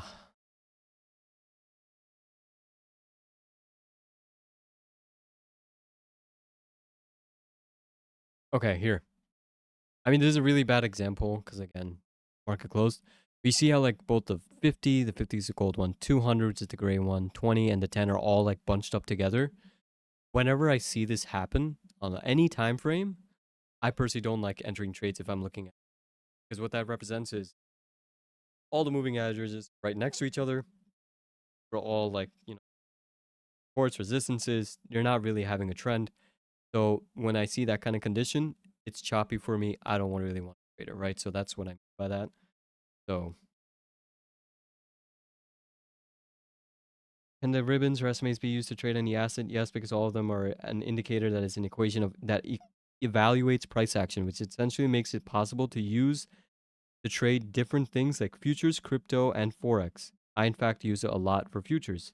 However, each asset has different characteristics that you for yourself should observe and figure out.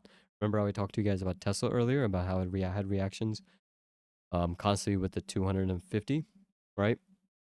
For example, in the past, the 200 SMA was a magnet for Bitcoin, and you always see movements back to 200 Bitcoin, right? Example of that, right? Different other kind of stocks for. What does it mean if the 10 SMA is close to price and moving with it while the 20 SMA is more flat? What this simply means is that the only recent price action is shown trend versus the previous price action farther back was more choppy, or just moving or just not moving as much with the current trend. This does not mean that the current trend that is forming will not last. It just means that there is a smaller possibility due to previous price action not being as strong with the current trend. For example, if there's a breakout and the 10 SMA is following up with the price action, while the 20 SMA is just flat, this means the breakout was sudden and volatile, while there was less buildup, such as not enough, not higher lows and stuff like that. So there could possibly be a lesser amount of market participants in that breakout. That's what makes it a lower probability of a. All right, that was all the Q and A's I had written down for myself. So you guys can go ahead and ask questions. You guys could type up your questions and give me 2 minutes. I'm gonna heat up my food. I didn't eat dinner yet. Very hungry. So give me like 2 minutes. You guys type out whatever you want. I'll go through as many as I can. My eyes are kind of closing by itself. Ask all your questions now, and then I'll come back and answer as much as I can. And yeah, if any of the yeah, if like Aiden, Marvin, come on, say anything. You guys with you guys have. You don't have to say anything. Oh, by the way, before I go, I'm still gonna come on and answer questions. So, but please ask questions. I'm not saying don't ask questions. Oh, poor Kevin, he's so tired. No, ask me questions. I'll answer it. I'm gonna be eating dinner. I'll but I huge shout out to Bert, Brown guy. Thank you for streaming. It means a lot. No, my guy Aiden over here couldn't do that. Marvin kind of ditched me, and Toe Shanks clearly not Indian, and he's fully white because he couldn't figure out how to do his stream. Can't believe you. No, I'm just kidding. No, that doesn't mean you guys had to help. Seriously, huge shout out to You Can Computer. All right, I'll call on you next time. A huge shout out to Bert for having this second stream up for do it. Next time, I will have this up. We usually have this up on Twitter, so people, I'm just, but I have this up on Twitter and YouTube. So, if for example you don't like the Discord fashion and kind of go whatever you want. I'll be right back. Let me get my food.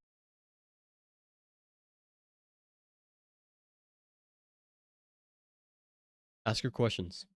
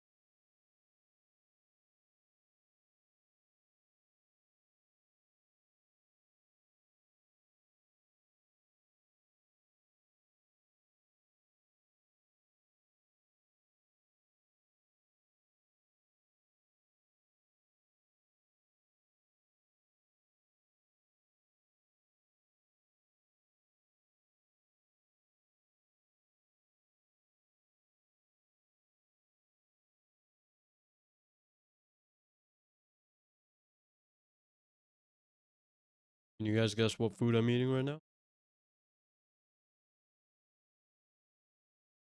No cap, I'm literally. Nope. All right, Taco Bell.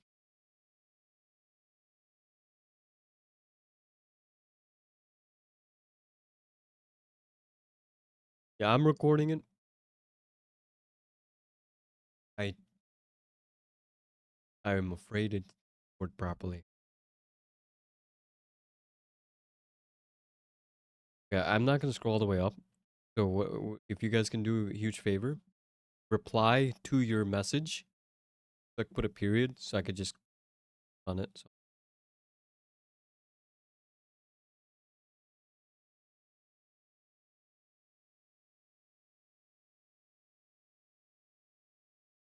Oh, you didn't see many questions? What?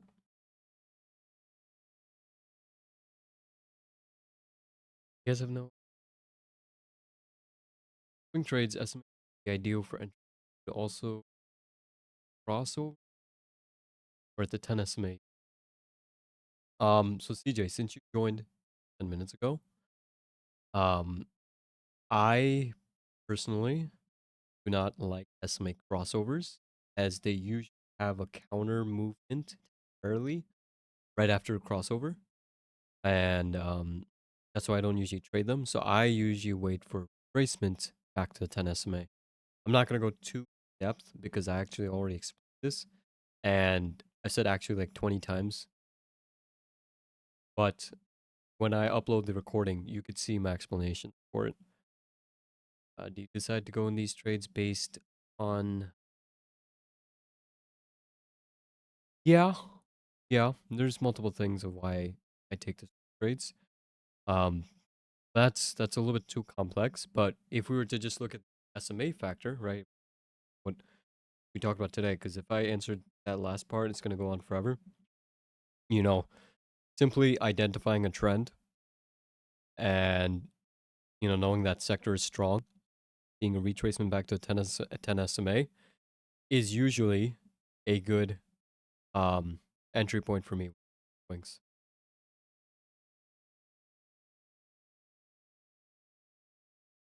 Do you use a broken A as a?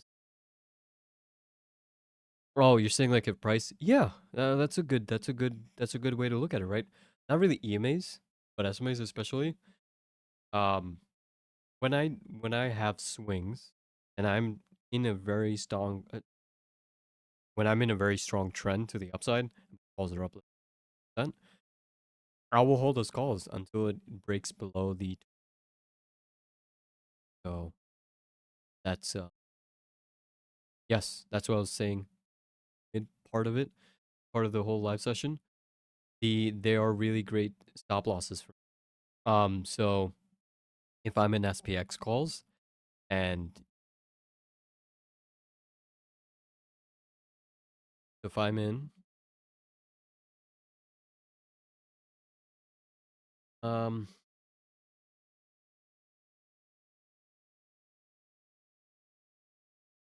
um if I am in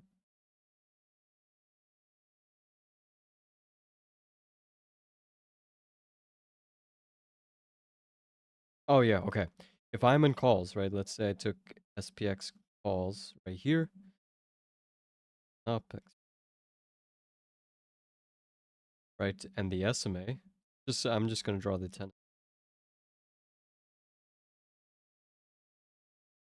I would probably, since SPX is a lot more volatile with the very violently. Second the price goes below the 10 S goes below the 10 SMA, or let's say rejects, goes below, bounces and rejects the 10 SMA. That would be that's when they would tell me, hey, maybe I should get out here. You'd be like, oh, waited, you went out here.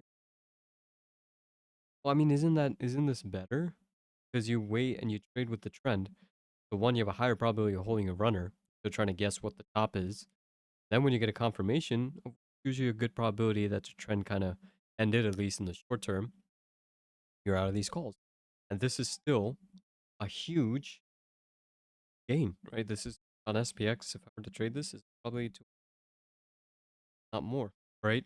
Versus me trying to guess the top, I'm like, oh, top right here, try taking this in 100%. If I held here, I don't know. I'm just giving random numbers. Those are not the actual numbers. See? But you get what I'm trying to say.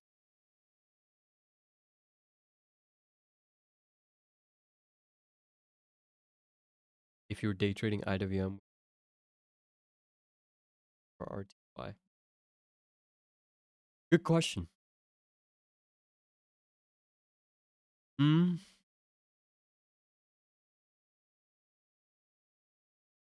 I don't believe in the whole thing where futures are better to look at versus uh, actual index. What I mean is, like, looking at NQ versus QQQ. And if you're trading QQQ, you would look at NASDAQ.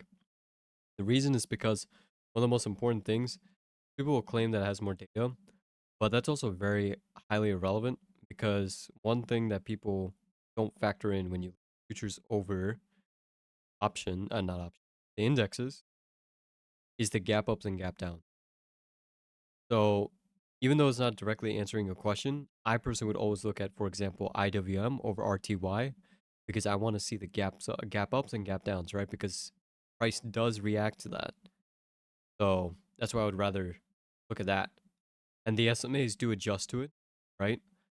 So it's kind of still works for me. Hopefully, a top 10 list of importance to in a casting trade. Where does your reliance on your understanding 10, 20 lie in? So, Steve, before I answer your question, verify for me. Are you asking if I was trading zero DTEs versus longer time frames, which ones are more important? I don't get your. Do these trading strategies apply to crypto? Yes. You just had to observe to see how different crypto react with the SMAs. That's the biggest thing. It's very easy to figure this out. Very, very easy. Not that hard. Go into Bitcoin's chart. All right. One.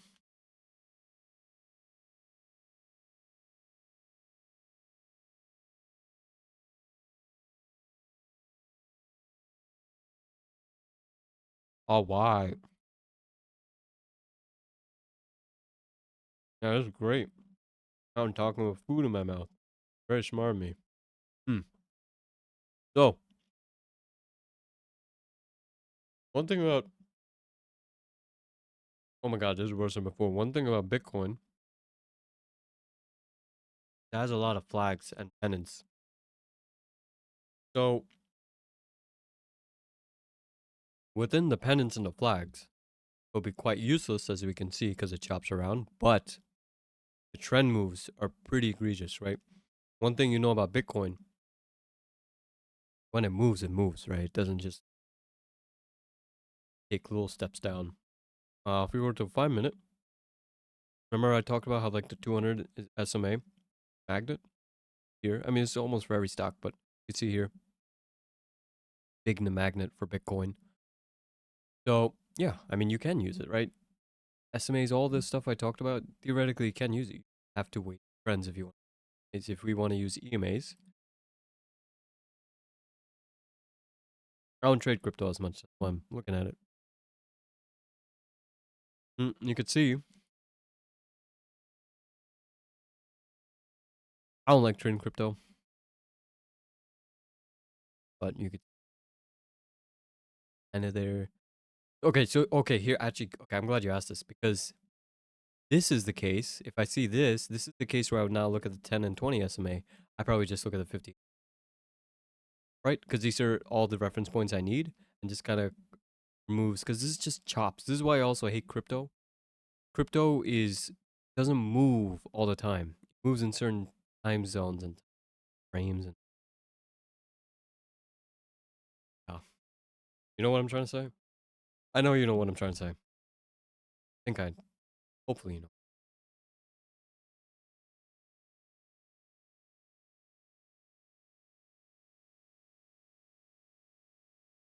All right. I need the indicator. I know. Bro, there's actually a lot of good recipes out. Um, just think for me when it comes to biryani, it has to be spicy. It has to be spicy, and the chicken cannot be dry. That is why if you ever make biryani yourself, not not chicken breast, chicken thighs, chicken drumsticks. Never use not tender enough. Why haven't you made a trend-based trend indicator yet? What do you mean? I mean that technically that's the SMAs. Or are you saying like something that'll give geez, are you talking about something that'll give like actual like I don't know, like a buy and sell signal kind of thing? Is that what you're talking about?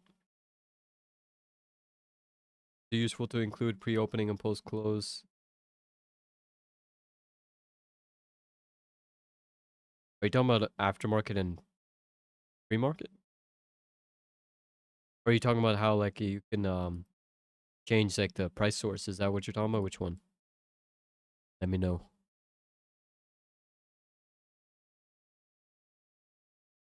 I mean, I can answer both. Basically, the price source, just keep it on. I would keep on a close. Why even do anything else? Commonly used one. And I do not. If you're talking about pre-market and aftermarket, I personally have those off because I think those are also very irrelevant to look at. And you could get most of the data that you would get in the pre-market and post-market in the regular hours.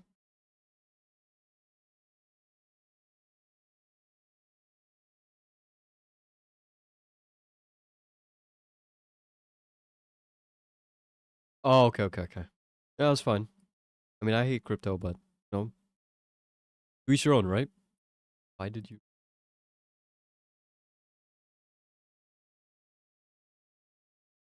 that Gouda based off the 5 minute? What do you mean? Oh, okay. You're talking about when I was talking about Bitcoin? Yeah, I mean, yeah, whatever you usually see on smaller time frames, bounce that usually happens on bigger time frames as well. So it's not like if you see like okay, what I'm trying to say is if for example we've seen that Bitcoin reacts or have or Tesla and Bitcoin price always magnets 100 SMA. That's not something that's only specific to 5 minute. That's something a lot of time on the bigger time frames as well. This stock personality carries over from smaller time frames to bigger time. Just different from stock to stock.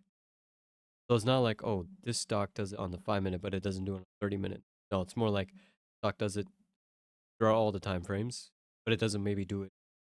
I don't know Apple, right? Not just based off like oh on the 30 minute it does this, on the 5 minute does.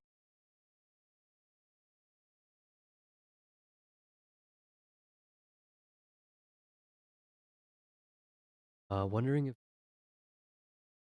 not look at a trade.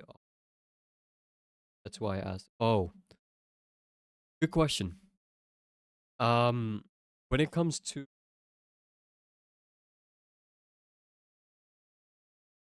I mean, I have to look at where you're entering, right? For example, if the price is going up and wrong, just because the SMAs are going up and you're getting a bounce off it, you have to also look like, okay, am I also trading near at a double top? Obviously increase the risk. That's a scenario. Um, I pay attention to volume. I just because something's trending doesn't mean it'll continue to trend and not top, right? And consolidates. If the volume's not good throughout the day, then maybe. Um, price wise, I think price is the. If for example, if for example, um,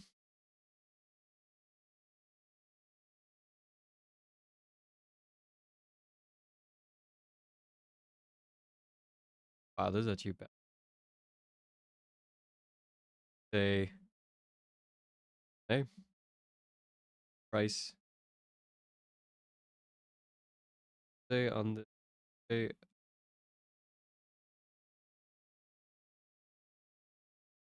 say on this test right here, our candle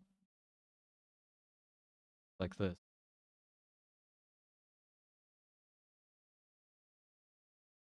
I need AI. Help me.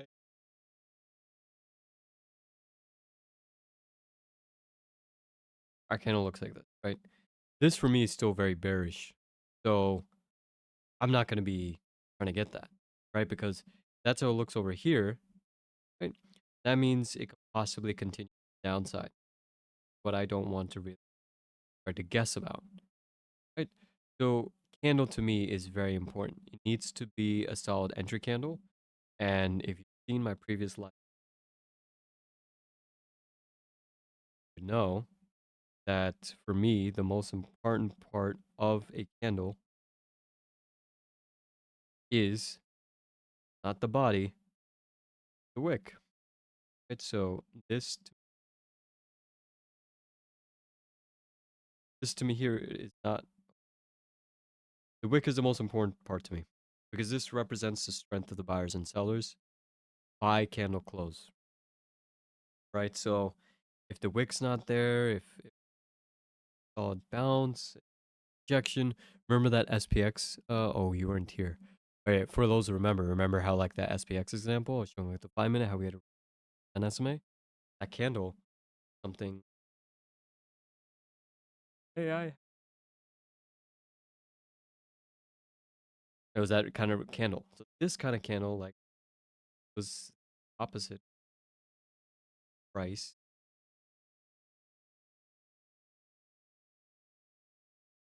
price going down, rejection right here where this kind of candle. That is like a good this is a good entry because it has a which represents, even those buyers were there, right, throughout the candle, buy candle close, ones that were very strong were the sellers, right? Because buyers were able to push it up to all the way to this price. Then the sellers, even though the buyers pushed up there, were able to bring it down. That shows us like, hey, okay, the sellers were strong near candle close. Likely following candle or following candles will proceed with more seller strength, right? So for me, the biggest thing is candle formation. What the wicks are looking, wicks relative to bodies, so on. Hopefully that answers. If I were to go deep and talk about price action itself, that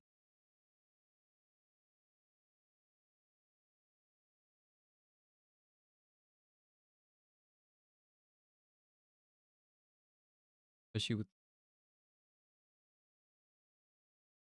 the same way why you do this, that doesn't mean the velocity. Yeah, great stuff, man. I always like this. But he needs to have a live session one day. Fred nerd.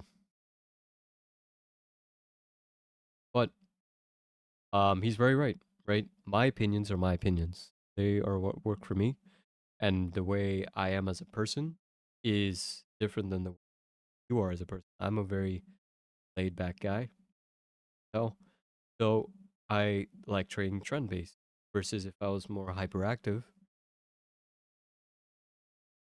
let's say I was just hyperactive, I'll be more of a reversal trader, right? So all these kind of different personas will cause you to be a little bit different than me. You don't have to follow everything I say. Or what you want to take from any great trader is see what they do resonates. If it does, that doesn't copy it word for word or do word or do step by step. You would just cultivate into something that works for you. Only way you do that is by practice, observations. Thanks for that. All preference at the end of the day.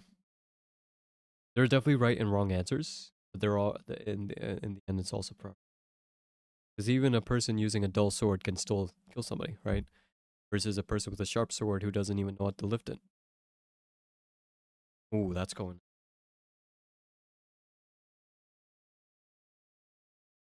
Um, by the way, go off topic.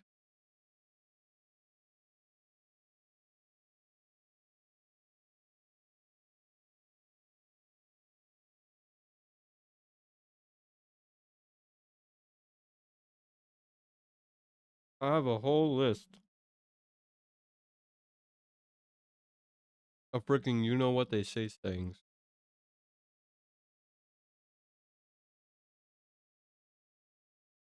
I swear to you, I'm randomly sitting, pop into my. I know it's so off topic. I need to take a break. I'll post this in this beauty. Oh, the list goes even longer, by the way. That's only like top.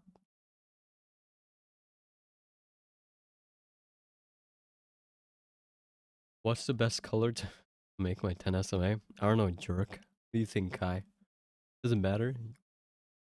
I personally I like cooler colors. So, what I would use is I would like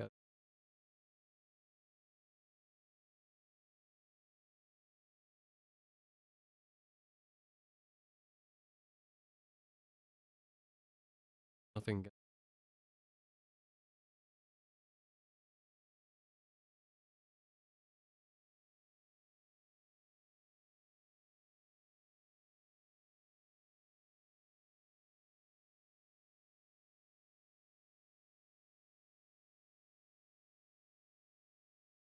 All right, that white. Here's question, Bishop. I will swing puts and take puts with confirmation. Confirmation that the daily has a 200 SMA above price.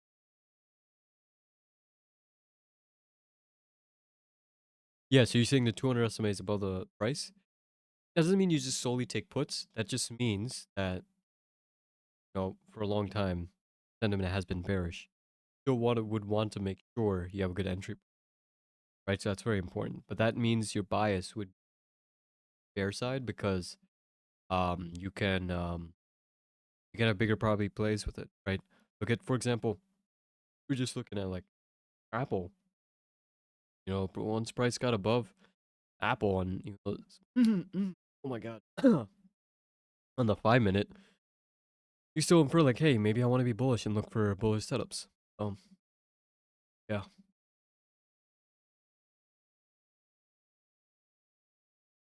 but shake that example you have copy. Yeah, there would be a time where you would no, not really. I mean, okay, I break my rules because how do I say this without coming off wrong? I break my rules because I have the account to allow me to break my rules. But is that really the case for majority of you guys? No, because you guys are learning pro accounts.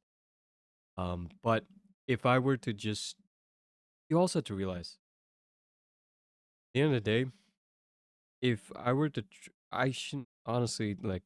I realize I've been realizing less, more and more. Like I don't even know why I'm on Discord anymore. To be honest, like yeah. But anyway, the thing that happens with Discord is, in the end, my role here is to prevent content, and because of that, I had to sometimes put trades out there. Even though it might not be like the greatest trade to take, something I had to do because eventually I had content out there. That doesn't mean the setups are bad. It just means like, trades I would not take alone, I still might, take it because alone maybe I would have thought, oh, for example, today, here's a great example. Today, I wouldn't have taken a swing if I was trading alone. But, I'm like, okay, we had a really green Monday. Um, to put some content out there, I see a good setup on TXN and BP. Let me take all setups. But alone, I wouldn't have taken that. So, well, the reason why I'm saying that is, in these areas where it's choppy, you know, I wouldn't trade it. But, maybe see that if you see this kind of choppiness and you see me trade, that's just me seeing a setup, but the probability is less, right? Everything in trading is about probability. So it doesn't mean it's not going to break out. It just means whenever it's choppy like this, there's chop and you are going to have lower probability for whatever trade you're taking. Yeah, I remember.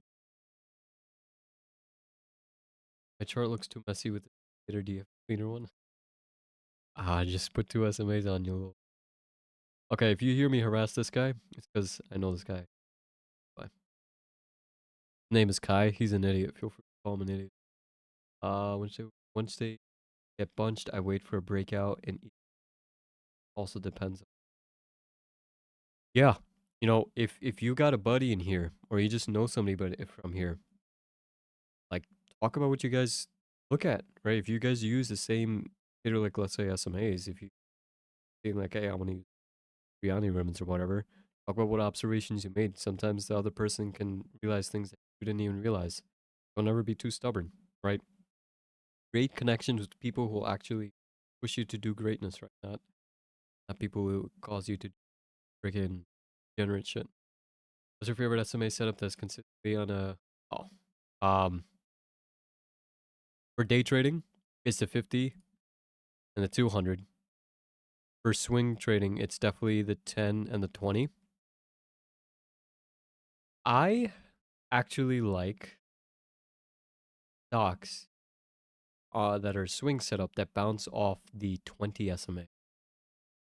They're very violent in nature and they usually gap up pretty hard. I'm trying to remember which trades I took at it.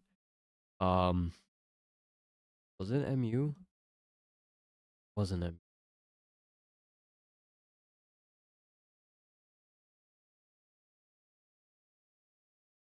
Trying to say is like whenever stock is still bullish, for example, and it comes and retraces and bounces off the 20 SMA on the daily, and it has like a nice wick up. I love that as the best setup. You could even see it vice versa here, right? For Tesla, you can see anytime it reaches it, it doesn't mean like the 10 SMA is bad, right? It just means usually whenever it's a 10 SMA, you get a good entry for a longer trend. But the 20 SMA, whenever it goes to 20 SMA and it rejects or bounces based on the scenario, the movement that happens afterwards is usually very, very violent in the direction. So that's my favorite setup. When it comes to SMAs, swing wise, a bounce or rejection off the 20 SMA.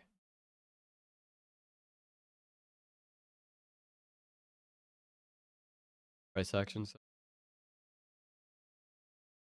Yo, I like that show, bro. What was it called? It's Greek. Didn't even broken clock is right twice a day. Absolutely. Blind squirrel find acorns once in a while. Ooh. The penis what? The penis what was bro? Yeah, you gotta complete that. Practice doesn't make perfect. That's fact. Yeah, bro. Look at these beautiful lines. Like image up orange like penis make pregnant. Ooh, that's so. Uh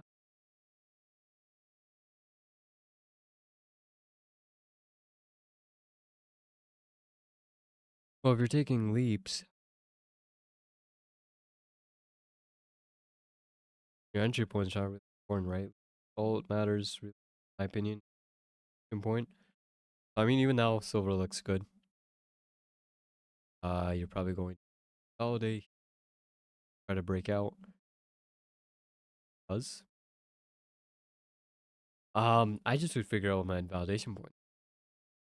So there's nothing with the SMAs going on. Silver. If you're trying to take the trade right now, you're not gonna look at SMAs really, because at least not the 10 and 20, because what do you really have here? In fact, the only thing you really look at when it comes to averages, you don't have to keep on turning it on and off. I would just reference the 50. Go above the 200. So right now I'm looking at price. I'm like, okay,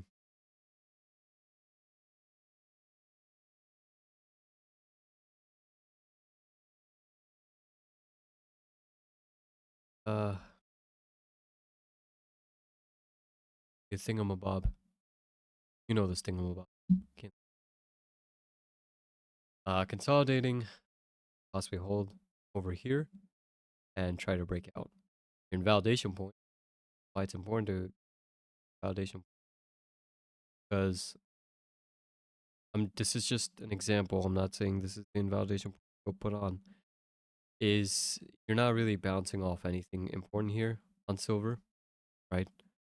So only thing you're bouncing off of the dollar mark. Good.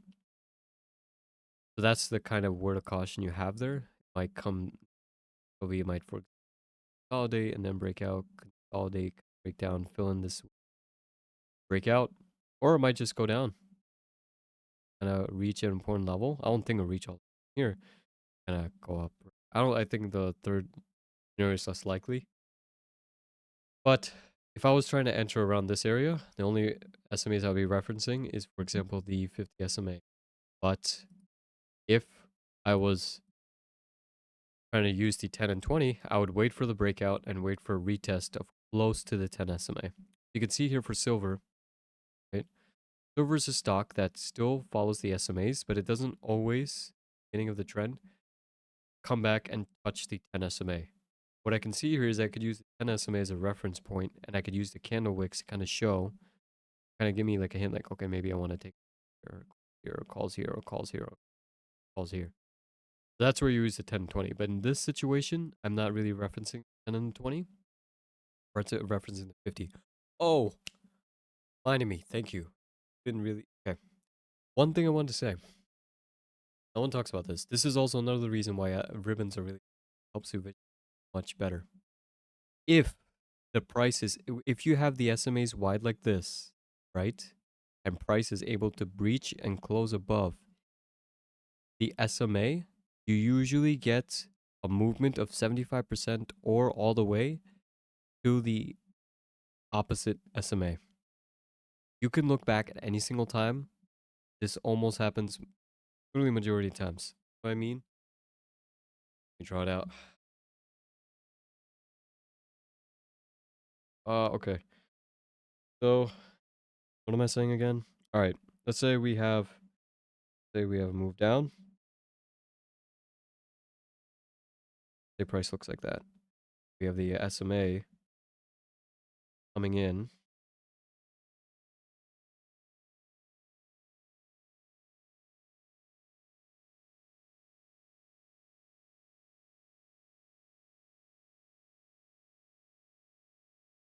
Right? So they're wide apart. There's space, right? That's what I mean. There's space. Whenever you get a movement up here and you reach above it, you usually get a move all the way 75% of the space, or a lot of times to the opposite. Right? So usually in this case, it's an SMA because you're going counter trend, right? So usually an SMA that you get above first, 20 SMA. What the? My God. Oh,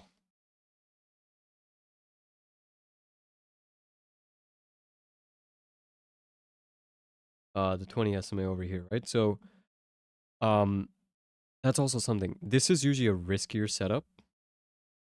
But the nausea is riskier, but it usually does happen. So, because a lot of times what you could get, right, is you get a rejection here, right here, that is higher risk.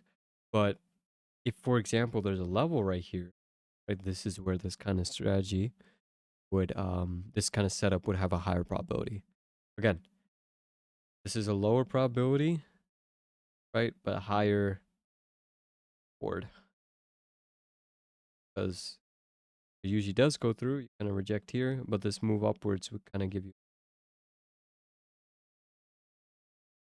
Yeah, but that's something I wanted to point out because ever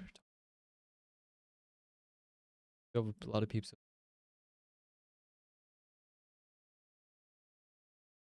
Bishop may agree or disagree, but since the dictator here, I'll allow it. For now, tired.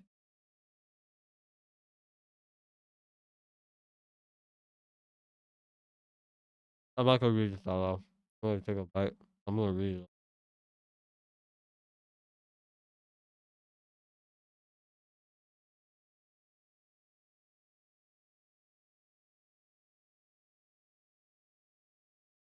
Now, what Torshak said here, very true.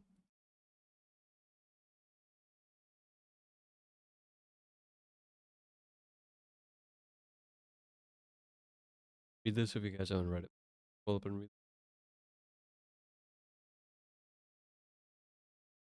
Line scroll. Go bust a nut. What?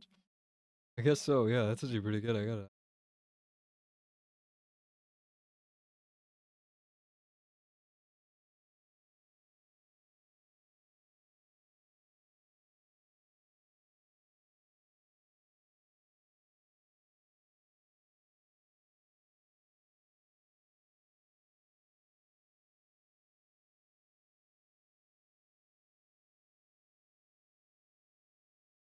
All right.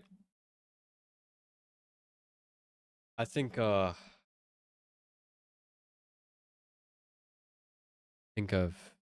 answered quite enough.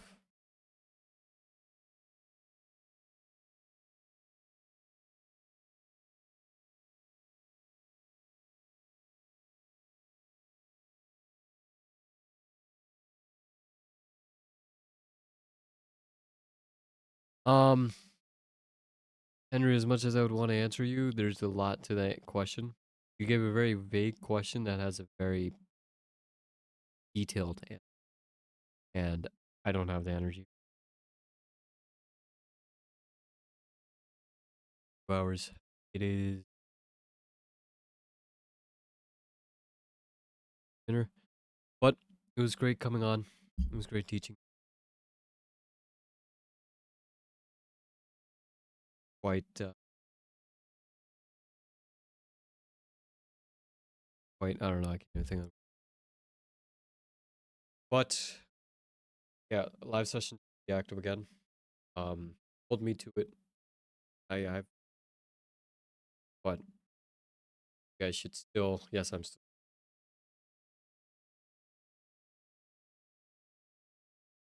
But feel free to ping me. Server, it doesn't matter. Okay, you don't have. You're not gonna see me to prove you wrong. I'll see you in.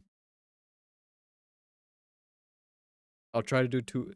I'll try to do less than 2 weeks. And maybe, maybe. I don't want to say price. You know how much? Maybe price action. Right. I feel like there were so many other topics I wanted to talk about. Actually, so much, but yeah. I mean, most of you guys also haven't watched all the YouTube videos, so I also don't feel guilty. So, if you haven't already, like and subscribe. No, I'm just kidding. Um, Go to our YouTube. Search up. Gotta do. Gotta change our YouTube. You can hear my monotone. You can hear my monotone voice as much as you want. We also. Oh my god, we also have another presenter, JP. He has some videos as well. But there's a lot on here. Like I would probably value all this information probably worth like I don't know 8K courses. Let's make it 50.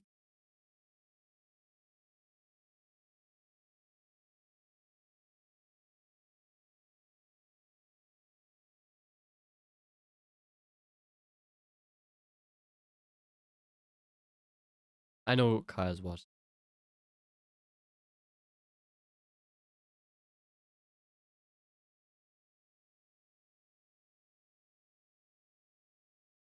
number of videos you dropped after. Oh my god, yeah, you. After I stopped trading Tesla. Oh my god.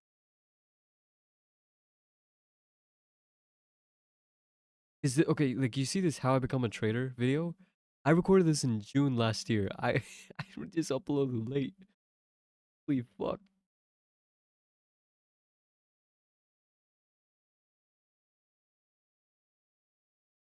That's actually bad. You could see how much of an effect Tesla had on me.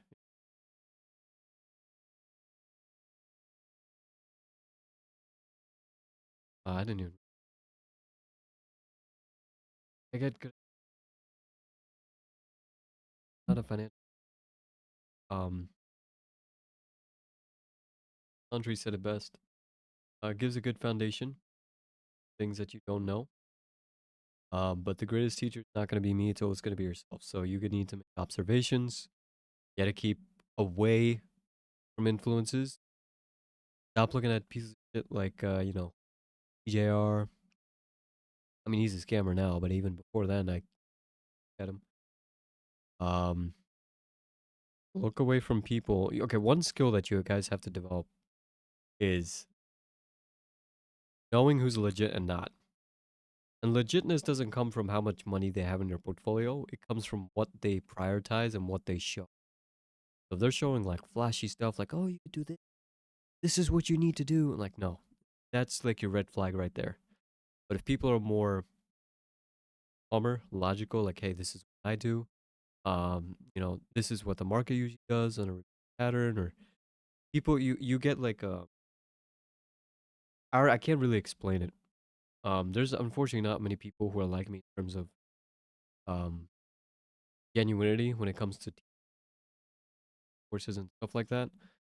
Um, so it's just like you really have to figure out which type of people put valuable content out there, and there's many ways to figure it out. Again, what they prioritize, what they show, um, how many do they show examples, right? Do they just say this is ICT concepts? I knew it's crazy. Before you said that, I no fuck ICT. All right, cool. I'm 40. Been a pleasure talking to you guys. Gordon didn't get corrupted. I will try to upload this within the next 2 days, of course. Um, but I definitely will have more complicated subjects. I can't promise when the next live session will be, but I will try. Um, I upload this on YouTube. The YouTube I just talked right here. Um, yeah, I can't promise the next live session, but you guys can always tag me in the chats and find me. My priorities straight. All right, guys. I'll see you later.